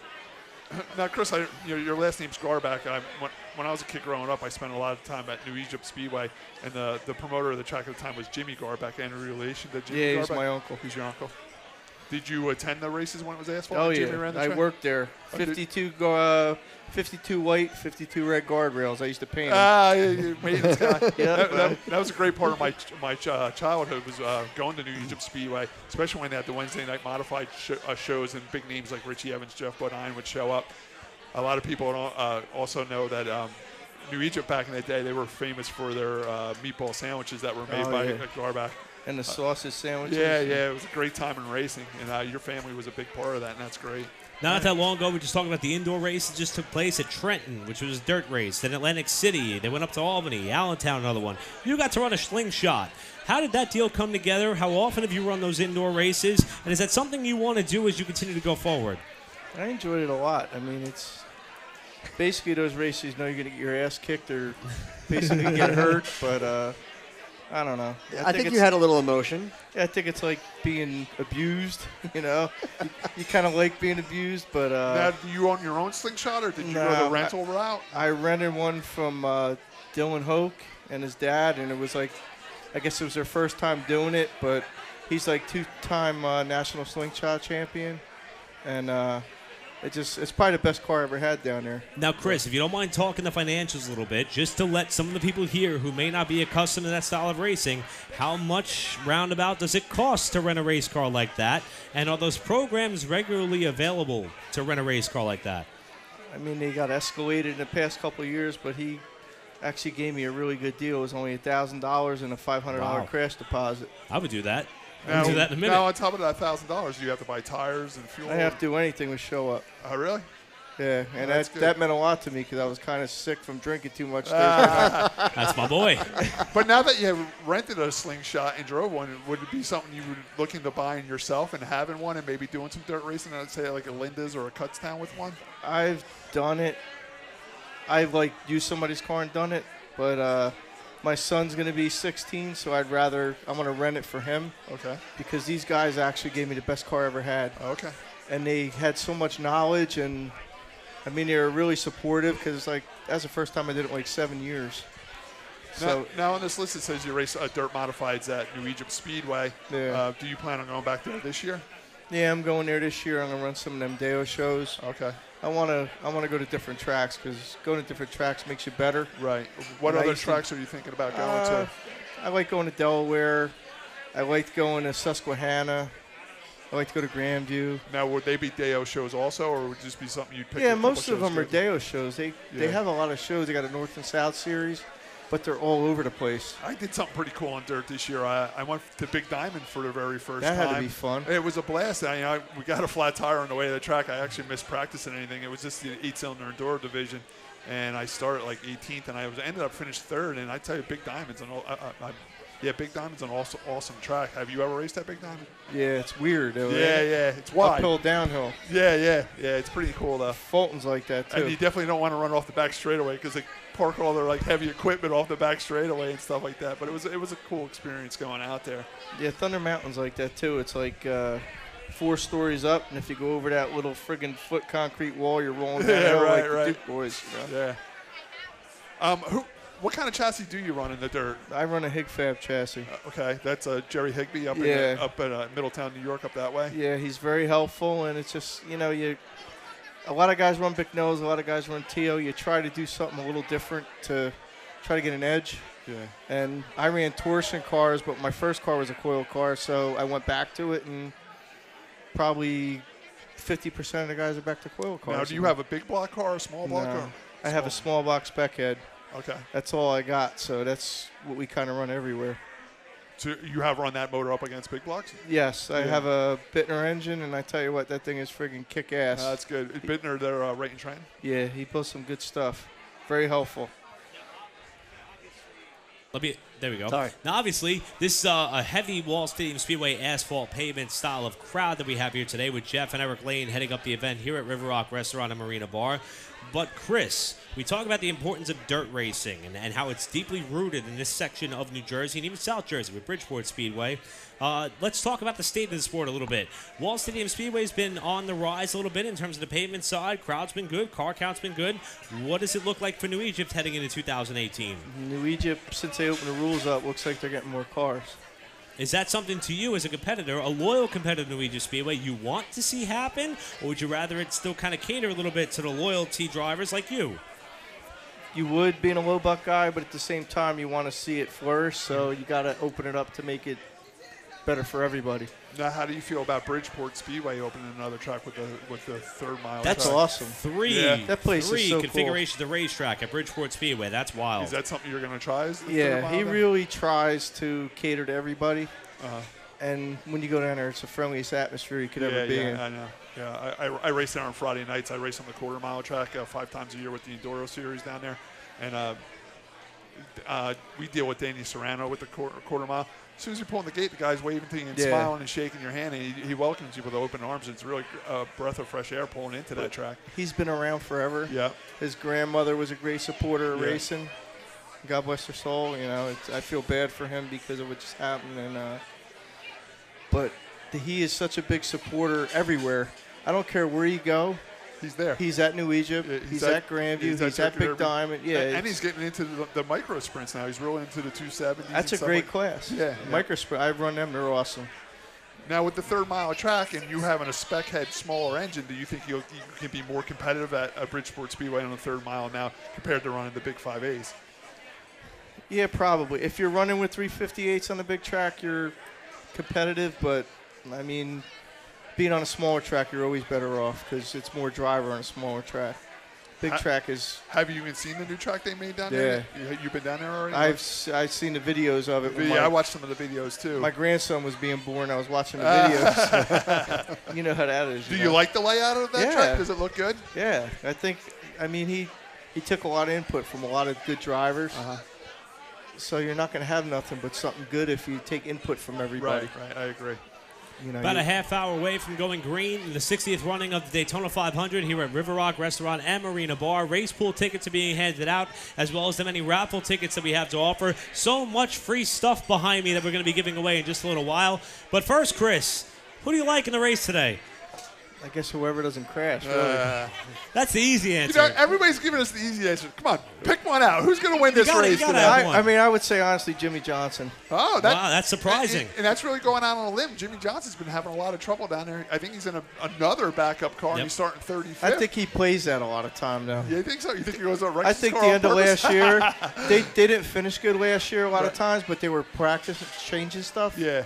And I think kind of when you're messing with stuff, when you don't have nothing to lose, you're better off than guys that are not messing with stuff because they're good all the time. All right. Time will tell.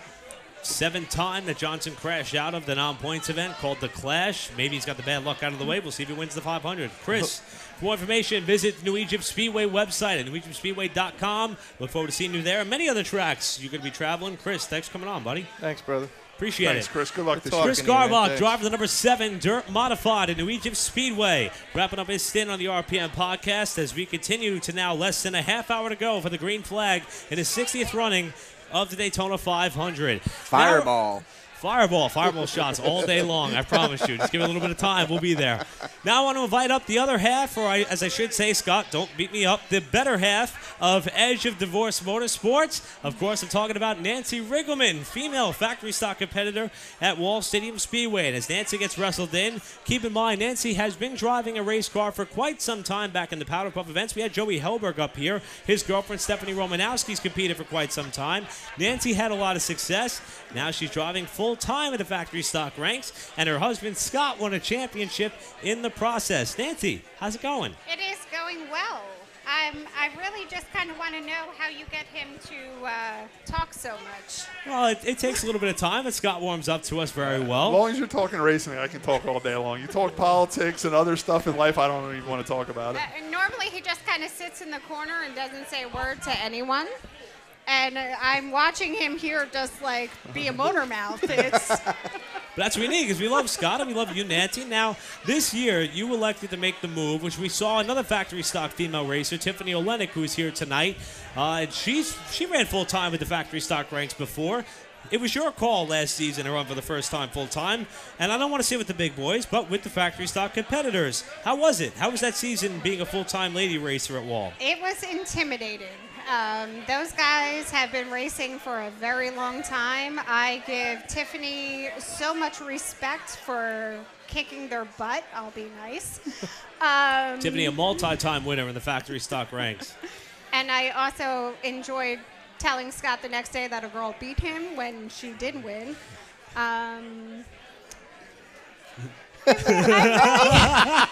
Scott playing the silent card proudly. Now, Nancy, let's talk about, women in motorsports as a whole. Danica Patrick making what may be her final Daytona 500 start. The women in racing topic has been something that's been a little bit of a sensitive subject over the last few weeks, particularly with that of, how they choose to market themselves. I'm curious as a whole, how do you view women in racing? Should it be talent-based? Should it be how well you could kind of market yourself? Or is it a hybrid of the two? As a lady who does, in fact, race and race well, how do you view women in motorsports as a whole? I've been following Haley Deegan. She runs the K&N races. The daughter of Brian Deegan, former motocross star. Yes, and I actually had the pleasure of meeting them over this past weekend. I went to the K&N race at New Smyrna. She had some mechanical issues with her car, but she said that's racing, and she's going to move on from it. But it's a tough sport for a girl to participate in because we don't get the respect from most drivers. They look at us like, hey, you're a girl, you shouldn't be out here. But I am 41 years old, and it is... Doesn't look a day over 20. Thank you. It was my rookie year, and I looked at it as, you know what, this is my life, and I'm going to do what anybody else wants to do, regardless of what gender I am, and I'm just going to have fun. Now, Bernie Ecclestone, who heads up Formula One, the International Motorsports Racing Group, him and his group have thought that maybe they should derive a ladies-only racing series. Is that something that you think is necessary? I will tell you, I miss having the ladies' races at Wall. We had 13 competitors out there the last race we had. I think it opens the door for a husband-wife, girlfriend-boyfriend to share a passion together.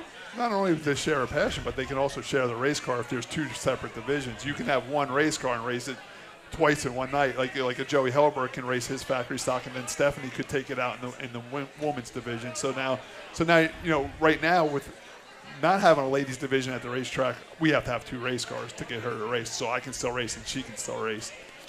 Yeah, so now I'm the little fish in the big ponds. Before I was the big fish in the little ponds, and I really wish we did still have a ladies division. I think more tracks should look into it. I feel that it builds the girls' confidence that they can go out there and they can do it. I'm very blessed that I was able to go out there with the guys, and I always said to Scott, I'm like, I just want to do it once so I can say I did it. All right, so she did it once. We don't have to do it again. Scott Yeah. prepared her Factor car stock all for season sale. long. Now, you mentioned the idea of racing against your husband. What is that like? Now, there's been a couple of times where, maybe Scott was leading the race, coming up on you. You had to figure out what you were going to do. Do you guys have arguments over dinner about something that happened on Saturday night? Or what happens on the racetrack really does stay on the racetrack? How does it work? Eric, I have so much respect for the guys that work on these cars, the guys who have experience. I know when they're coming up to lap me to get out of their way. I do not want to interfere any way, shape, or form in the race aspect until I learn how to pass and get faster. I'm staying on the low line, and there's plenty of room to pass me on the outside. We do watch her videos at home, and I try to give her some pointers and watching the videos. And we were watching her in-car camera from Turkey Derby, and she got a little mad at me because when I come around the lapper and pass her, I said, Nance, watch me when I come around the lappy, and I actually waved to her as I was passing. And she's like, oh, now you're going to wave to me when you lap me. So next time he's getting the jersey wave when he does lap me. We're listening to self-described Edge of Divorce Motorsports with Nancy and Scott Riggleman. And guys, obviously the last week has been a little bit difficult. The family patriarch of the racing Riggleman family, Sam Riggleman, passed away last week while Scott was racing down in Florida. Scott, of course, got to honor him down at Bronson Speedway. And Sam's legacy is something that will continue to live on as we continue to move forward in 2018. And I just want to give you both an opportunity to talk about what Sam meant not only to racing here in the state of New Jersey, but also to you both. And Nancy, I know first time I met Sam, you were already up there hanging out with him, helping him and Carol with everything that was going on at the merchandise trailer. And it's a loss that will be felt for quite some time. But we'll continue to race on thanks to him and everything he's been able to do. I just want to give you an opportunity to chime on everything that Sam meant, not only to you, but to racing as a whole in Jersey. I can tell you anytime anyone talked about Scott's race, he would always chime in and say, Scott and Nancy's race. It was getting to the point where later he wasn't healthy enough to go to the track, but my mom would still go to the track. And as soon as my mom would get home from the track, he wouldn't even ask how I did. He'd be like, how did Nancy do it? How did Nancy do it? So he cared more about Nancy's racing than he did mine. And right across from me right now are Bailey and Alexis, his grandchildren, and Tizzy. Tizzy is probably going to go the radio route like Uncle Scott here. And we will help you any way we can. And Alexis and Bailey are running karts on Sunday, and they are doing very well. Alexis was Rookie of the Year, and Bailey has a championship already under her belt, just like her Aunt Nancy and Uncle Scott. So the Riggleman family is going to be racing for a while. It started with my grandfather, and then my father, then me, and now it's going down to my nieces. A legacy that will continue on well into 2018. With that, Scott, Nancy, what are your plans for 2018? You going to try to do it all over again this season? Yeah, it's definitely going to mirror what we did last year. I mean, the schedule is a lot longer. We play it one race at a time, and I'll do everything I can to make sure I get two cars to the track all the time. I'm also going to do a little dirt racing on the side, and I'm going to try to get Nancy out in the dirt car up at Grandview. Talking about ladies races, if we can make it there for an enduro on a Sunday, they actually have a ladies race before the regular racing starts. So I might send her out in my dirt car and see how she likes it. Now, Nancy, the big question, as a woman involved in motorsports, I was talking to Vinnie Troy's sister Amanda about this earlier. Back in the day, before you started racing full-time, you were on the sidelines, had to watch your husband or, at the time, fiance go out on the track by himself. A lot of drivers or a lot of spouses will be doing that today at the Daytona 500. What are the nerves like? Is it more nerve-wracking to be outside of the car, knowing your husband's out there competing? Are you happier being in the car, knowing you're racing against him, or with him, I should say? Give us an inside look as to how you are able to react to knowing that your significant other is putting himself at risk for the sake of entertainment for normal guys like me. I was a little worried about that, how I was going to react if something happened on the racetrack when we were both out there. But once the helmet goes on, I turn into a racer just like him. And the only thing is when a red flag comes out, and he can contest to this, the first thing I do is look for his car. Otherwise, I'm glad to be out there with him. However, when he races in a division that I'm not in, I need to be there, especially after his little flipperoo. The cartwheeling event up north, yes. We can all attest to that. The GoPro footage is rather astounding. Yeah, all he was worried about was his GoPro when he called me. I have to go find my GoPro. Let's talk about that for a minute. How did you find out about that? For those of you who may not be familiar, Scott had a terrible crash running, what would you call it, Scott? A strictly stock event? Yeah, they call him a super up north. stocks or something like that. The car actually flipped off the racing surface, off into the woods on the back straightaway of a northern racetrack. Nancy, how did you find out about that, and what was your reaction afterwards? I got a text message that my husband barrel rolled it approximately 6 to 8 times over the backstretch wall, which was tires, not really a wall. I was like, okay, is he okay? We were like, we don't know yet. So anybody who is listening, do not text a wife until you have all the information. We don't want to know anything until you know exactly what happened. But thankfully he was okay. Matt McMahon built a heck of a race car. The body was solid, and the roll cage did its job, thank God. And it's not a call you want to get.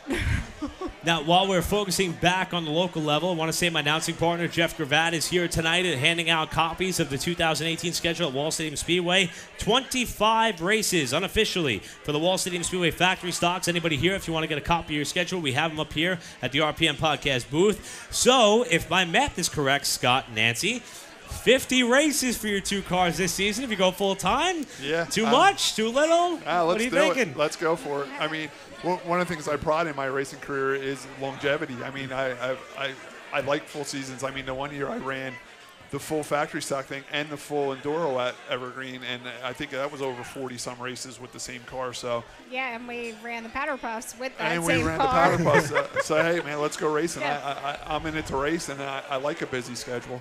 Yep, 3 divisions, 1 car. That was kind of cool.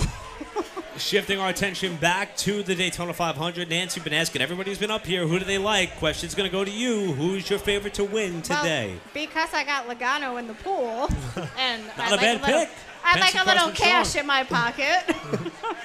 Did you see who's starting 25th? Did you see who I have? No, I didn't. Sorry. Who's starting 25th, Josh? I don't. That's Sam's job. Oh, wait, I know. Josh going to look that up in just a minute. We have Corey LaJoy, too, so it's a Hail Mary. Oh, good luck with that. Hey, I'm always for an underdog. I actually don't really. I like cup racing. I'd rather watch Arca racing than K&N racing. I like going to a racetrack where there's big fancy haulers, and then there's that guy with the open trailer who's out there competing and keeping up with that. Who's that remind me of, Scott? Is that Wade Cole, who competes on the modified tour with the old Wade school Cole's tow truck? Yeah, kind of he look. still uses a You know Ram what's truck. funny? Just to kind of link this all together, of course, Eric and Jeff Lane are doing everything they can to put this all together. The crowd here is beginning to really build as we come close to green flag time at River Rock Restaurant and Marina Bar for the Daytona 500 coverage. Blake Barney, young racer. Every time we go to a tour-type modified event, he always runs to Wade Cole because he loves how old school his approach is to racing. And to me, that's refreshing. Somebody who appreciates how guys get it done, like Nancy said, open-face trailer, old school tow truck. Sounds familiar, huh, Scott? Yeah, I got a lot of attention with that too. I mean, I just traveled 1,000 miles to go race on an open trailer, and some people, when I pull in the pits, are like, "That's so cool! You're still telling them to pick up in an open trailer." I said, "Hey, man, you've never seen a trailer win a race, you know?" So it's affordable. You know, it's affordable to use an open trailer. All my spare tools it's all set up with the right boxes and tire racks and gas, fuel jug holders and cooler holders and everything. It works fine, so I stick with it. And I'm all for it. You know what? You don't need a big fancy hauler to get to the racetrack. He's a junkyard racer, and he gets the job done. So. Second championship in how many years, Scott? 3? Was it 3 years? Yeah, I won 3 championships in the last 6 years. Joe Maggio had 2, and Ronnie Mullen had 1 in between. Including the win at Bronson that he got this past weekend down in Florida. Now joining us here at River Rock for the Daytona 500. Meanwhile, Nancy, you're amazing. Love you. Thank you for letting us borrow your husband for the podcast stuff. Thank you for taking over my room of wasted space. We set up a studio in the downstairs living room that we never use. But Nancy, real quick before you leave, we're looking at the Wall Stadium schedule. Oh, we've been talking about this September 8th mechanics race. Now you're going to be at the racetrack with your own car sitting there. If Eric Brandon is standing next to your car at the end of the night with his fire suit on saying, "Nancy, can I drive your car in the mechanics race?" what are you going to say to the man? How are you going to get out of that? I don't own the car. Good question. I kept Josh's car in one piece that one time. That should be enough. I just bring the sponsors to the table, and that's your decision there, pal. I'll have to let Eric down easily that he's not going to be able to get the car in the mechanics race. My dad's trying to get in that car, too. So, and my crew chief, Ron. Ron, you can have the keys. You're a better driver than me. That's for sure. Josh's wife beat me in terms of lap times last time I was in a race car, so I think you get the nod here. Nancy, I love you. Thank you so much. We're rooting for you 2018. One of the best lady races you'll find in short track racing in the state of New Jersey. Nancy Riggleman, everybody.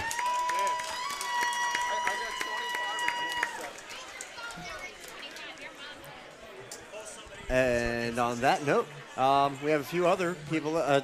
Before that, we're going to give some stuff away. We got a huge crowd here in the party. So a lot of you were receiving blue raffle tickets.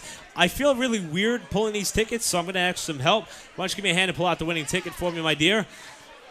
And these items are going to be given away at random. And the first ticket we're going to give away, if you have a blue ticket at your disposal, I will read off the winning number. For the record, I have not played. I cannot win. Thus, this is completely legitimate.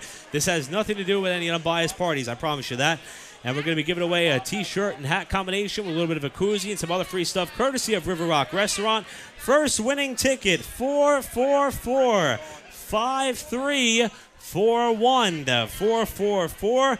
444-5341 to give away our first batch of free stuff courtesy of the River Rock Restaurant, a bunch of Blue River merchandise. If you have that winning ticket, I want to ask you to come on up to the RPM podcast stage and you can claim your prize. 444-5341.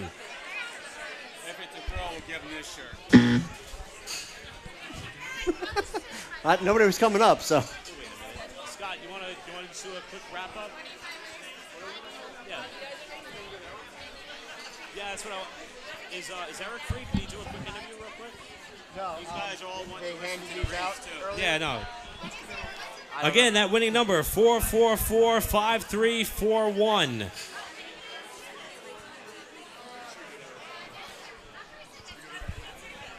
What's that? If we get Eric up here for 5 minutes and we wrap it up from there. I don't know where he is. You know what? I can get pickles to go. Yeah, that'll work. Just get that stuff out.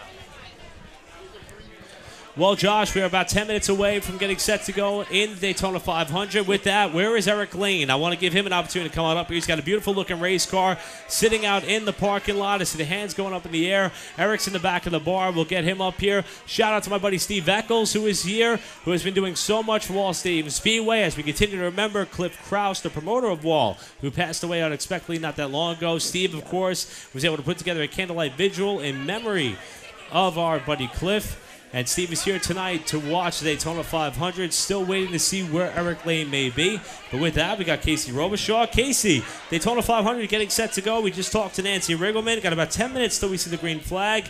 Who do you like today? Kyle Busch. Really? You're going with Kyle Busch, who was so close to winning last year, but had a tire go down in the latter portion, got caught up in a wreck.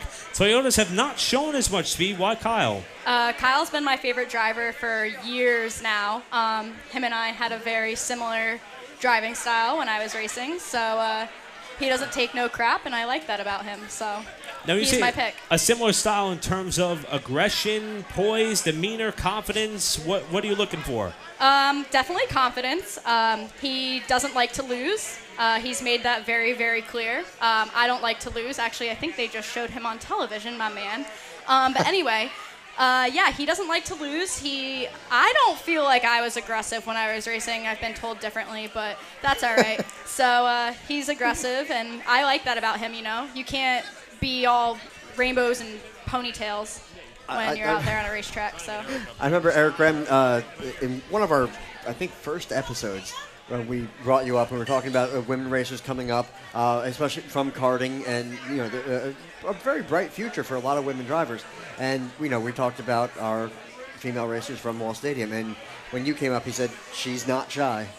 yeah, I don't think I'm shy. Now, Casey, we're just talking to Nancy Riggleman about women involved in motorsports, and I see a lot of women in the crowd here today, so maybe they're cheering for Danica Patrick. We also have a couple local racers from Wall Stadium on the Sunday Series. What is your outlook in terms of women in motorsports? Is it something that should just be marketed strictly on talent, or would you like to see somebody come up, market themselves properly, find their way to success like Danica Patrick, even if the results don't seem to mirror that little bit of marketability? Funny story. So I'm not Danica's biggest fan. I think I said this last time I was on the RPM podcast. I mean, I did compete in this motorsports, but I'm not really big into, hey, let me go pose in my bikini for some marketing things. It's not, I mean, look at me now. I'm in a t-shirt and jeans, you know? Like, you shouldn't be doing that. It should be based on talent. Now, there are a lot of talented women racers locally. You know, Shauna was great. Nancy's fantastic. And even, why can't I think? I'm drawing a blank on her name right now, but she just raced in the, was it the K&N race? There were two in the Natalie Arca Decker, race. Natalie Deegan, Decker, thank you. The list goes on and on. She's fantastic. And, you know, like, she doesn't have to market herself doing fancy yoga poses on some beach somewhere. I wouldn't complain, though. Yeah, I'm sure you wouldn't. Most men wouldn't. But, hey, I wouldn't complain about seeing a good-looking guy, you know, stripped down either. But, you know, that's not what racing's about. Racing's about getting behind the wheel in your helmet and, you know, putting it all out on the racetrack. So that's what I'm about, and that's what I think women should be based on, you know, same exact thing, talent. And we do have talent, whether people want to believe it or not. So I agree with that sentiment 100%. And while we have a moment, we're down to about less than 10 minutes before we go green. Drivers are strapped into their cars for the 60th running of the Daytona 500. Race pools being squared away. But I have a moment to talk to Eric Lane, who is a Sportsman Division driver at Wall Stadium Speedway. His beautifully numbered car number 24 is outside. And Eric, you and your family put this deal together at River Rock to lead us up into the Daytona 500. How did this all come to pass? And are you excited to go racing? I'm ecstatic. Honestly, we did not expect this great of a turnout. Like, this place is jam-packed. We were formerly sponsored by the Chapter House. We never had a turnout like this. Maybe it's just the venue. Maybe we just did a great time advertising. But it was Sam's poster. It was definitely Sam's poster. He did a great job. Shout out to Sam. Later. A great poster. But, like, this place is just booming. Like, This deal came together, honestly, out of the blue. My father, like, knows the manager here, Maria, like, and they just kind of threw this together. It was kind of like, honestly, just kind of like talking at motorsports, and it just happened like that. And we couldn't be more happy to be here. We have to thank River Rock, Miller Lite for them putting this all together. I can't wait for the season upcoming. I'm really excited. Now, you say you're ready for this car. You thank Miller Lite. New look to the number 24 Sportsman. I'll tell you what, you guys have one of the best-looking race cars in all of New Jersey every year. Why do you guys take so much pride in how that car looks? And, man, it looks fantastic out front. Why wouldn't you want to have pride in your car? If the nicer the car looks, the nicer the sponsors. Why would you want to have a sponsor that's on an ugly race car? It's a very good point. Can't argue that. Now, in terms of what you're doing this season, Jeff Grbac is passing out the Wall Stadium Speedway schedule for 2018. A lot of races on here. What's your plans for this season? We're going for the championship. We're going for it all. Whatever the cards play, whatever they are, I would love to win opening night. But we're going for it all. We have something in the works with a B&R Fabrication with another car in the works. But yeah, we're going for it all this year. You're not first, you're last. Now I understand. It's all about the plastic trophies. How many plastic trophies you can bring them? That's what racing's about. It's all about the plastic trophies. Eric has his own. Yeah, well, Scott Riggleman's got a 7-inch one that he won from Bronson Speedway not that long ago. That's not a joke. It's fact. We can't be Scott Riggleman here. I understand there was a new job that he took on last year. Nick Shaw got to drive the car a couple races. Will that be a problem in 2018 for you? No, it's not. Racing is 100% the priority this year. Job, I'll call out sick. I don't really care at this point. And the crowd loves it. It's amazing. Now, with that, obviously, you have ties to Dick and Robert Barney, their race shop, their family, your family. They're going to be here in just a short while.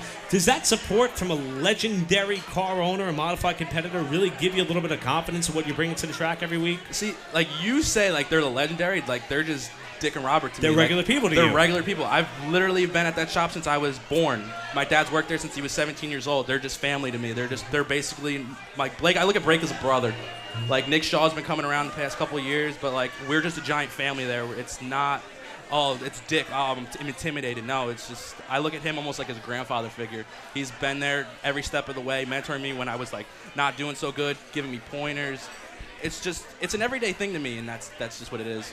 Now, you and your dad do a lot to help promote not only Wall Stadium Speedway, but racing as a whole, and this is a key point to that subject. And, I mean, you got to take a lot of pride in all the stuff that you and your dad are able to do, bringing the car here, all this stuff to give away that we're going to be handing out in just a short while with the green flag shortly approaching.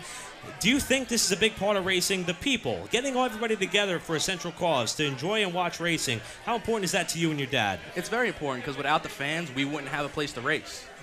Absolutely. And Wall Stadium Speedway is where you'll be. You excited for the season? Yeah, we're also planning on maybe running some evergreen races. Maybe Mahoney's opening up a sportsman division as well. We'll try to see what we can do there. I'm not really a big fan of the American Racer tires that Mahoney has us running this year. But we'll see what we have. Wall Stadium Championship is our priority this year, though. Got about 3 minutes to go before we turn our attention to the 60th running of the Daytona 500. Eric, we've heard a lot of names. Chase Elliott, Kyle Busch, Martin Truex Jr., New Jersey driver. Who do you like today? Well, I have Chase Elliott in the race pool, so I'm pulling for Chase Elliott. But That's a good number to pull. But Kevin Harvick is my driver, so I'm rooting for them too. Now, what kind of race do you expect to see? Honestly, looking at the Xfinity race, I think it's going to be very dicey up front. I look at Larson was second yesterday, and he got turned to the fence. So it's going to be anyone's race. Like even like Danica Patrick can win this race. It's so funny. Like it's literally a crapshoot. That's why Daytona is such a great race. So in other words, if you're in the race pool, you got a chance to win. That's the biggest thing we're trying to push here today. Eric, driver the number 24 Sportsman at Wall Stadium Speedway, the Miller Lite sponsored Sportsman, which is right out front here at River Rock Restaurant and Marina Bar. Eric, a huge part of putting this all together. Josh, we're just about ready to go racing. The start of the NASCAR season. Who do you like? I'm going to have to go with Danica. It's the last time I can do it, right? I thought we were friends. I didn't pull his number in the race pool, but Chase Elliott's car looked good, so I'll pick him as number one. My sentimental favorite, I'll say, was Darrell Wallace Jr. in the Petty number 43. I'm going to clarify. That doesn't mean that I'm rooting for her. It's that's who I'm picking. That we just shouldn't even say her name. I'm going to be happy when this race is over because that's her last race. Yeah. The hype will be over. Again, we've got to thank River Rock Marina Bar for having us here. This is an incredible turnout. Thank you to everyone who showed up. It's just been absolutely wonderful. And maybe if we can get a few drinks in Eric Brennan, he'll do some drunk announcing at for the final few laps. We'll see how that goes. Depends on how many red flags we get, too. Yeah, waiting on Gary Larson. I was just about to say that. Where's Gary Larson at? It may turn into a sportsman race. That's what we're waiting on. But we'll see. With that, our job's done. We've done our pre-race coverage. We're ready to turn our attention to the Fox Sports broadcast. Eric, we have one last thing. We got to know what we learned today. Oh, I don't know what I learned, except for the fact that the bar and wait staff at River Rock is amazing, and I can't wait to embrace the fact. And don't forget to tip your bar and wait staff in what is now a packed house at the River Rock Restaurant and Marina Bar. How about you, Josh? Eric Lane, what did you learn? That me and Casey both hate Danica Patrick. Casey, what did you learn? What did I learn? I learned that my girls Steph and Joey are getting an apartment. Yep. And I get the guest room. I claim it. That's cool. But I'll give you something to learn.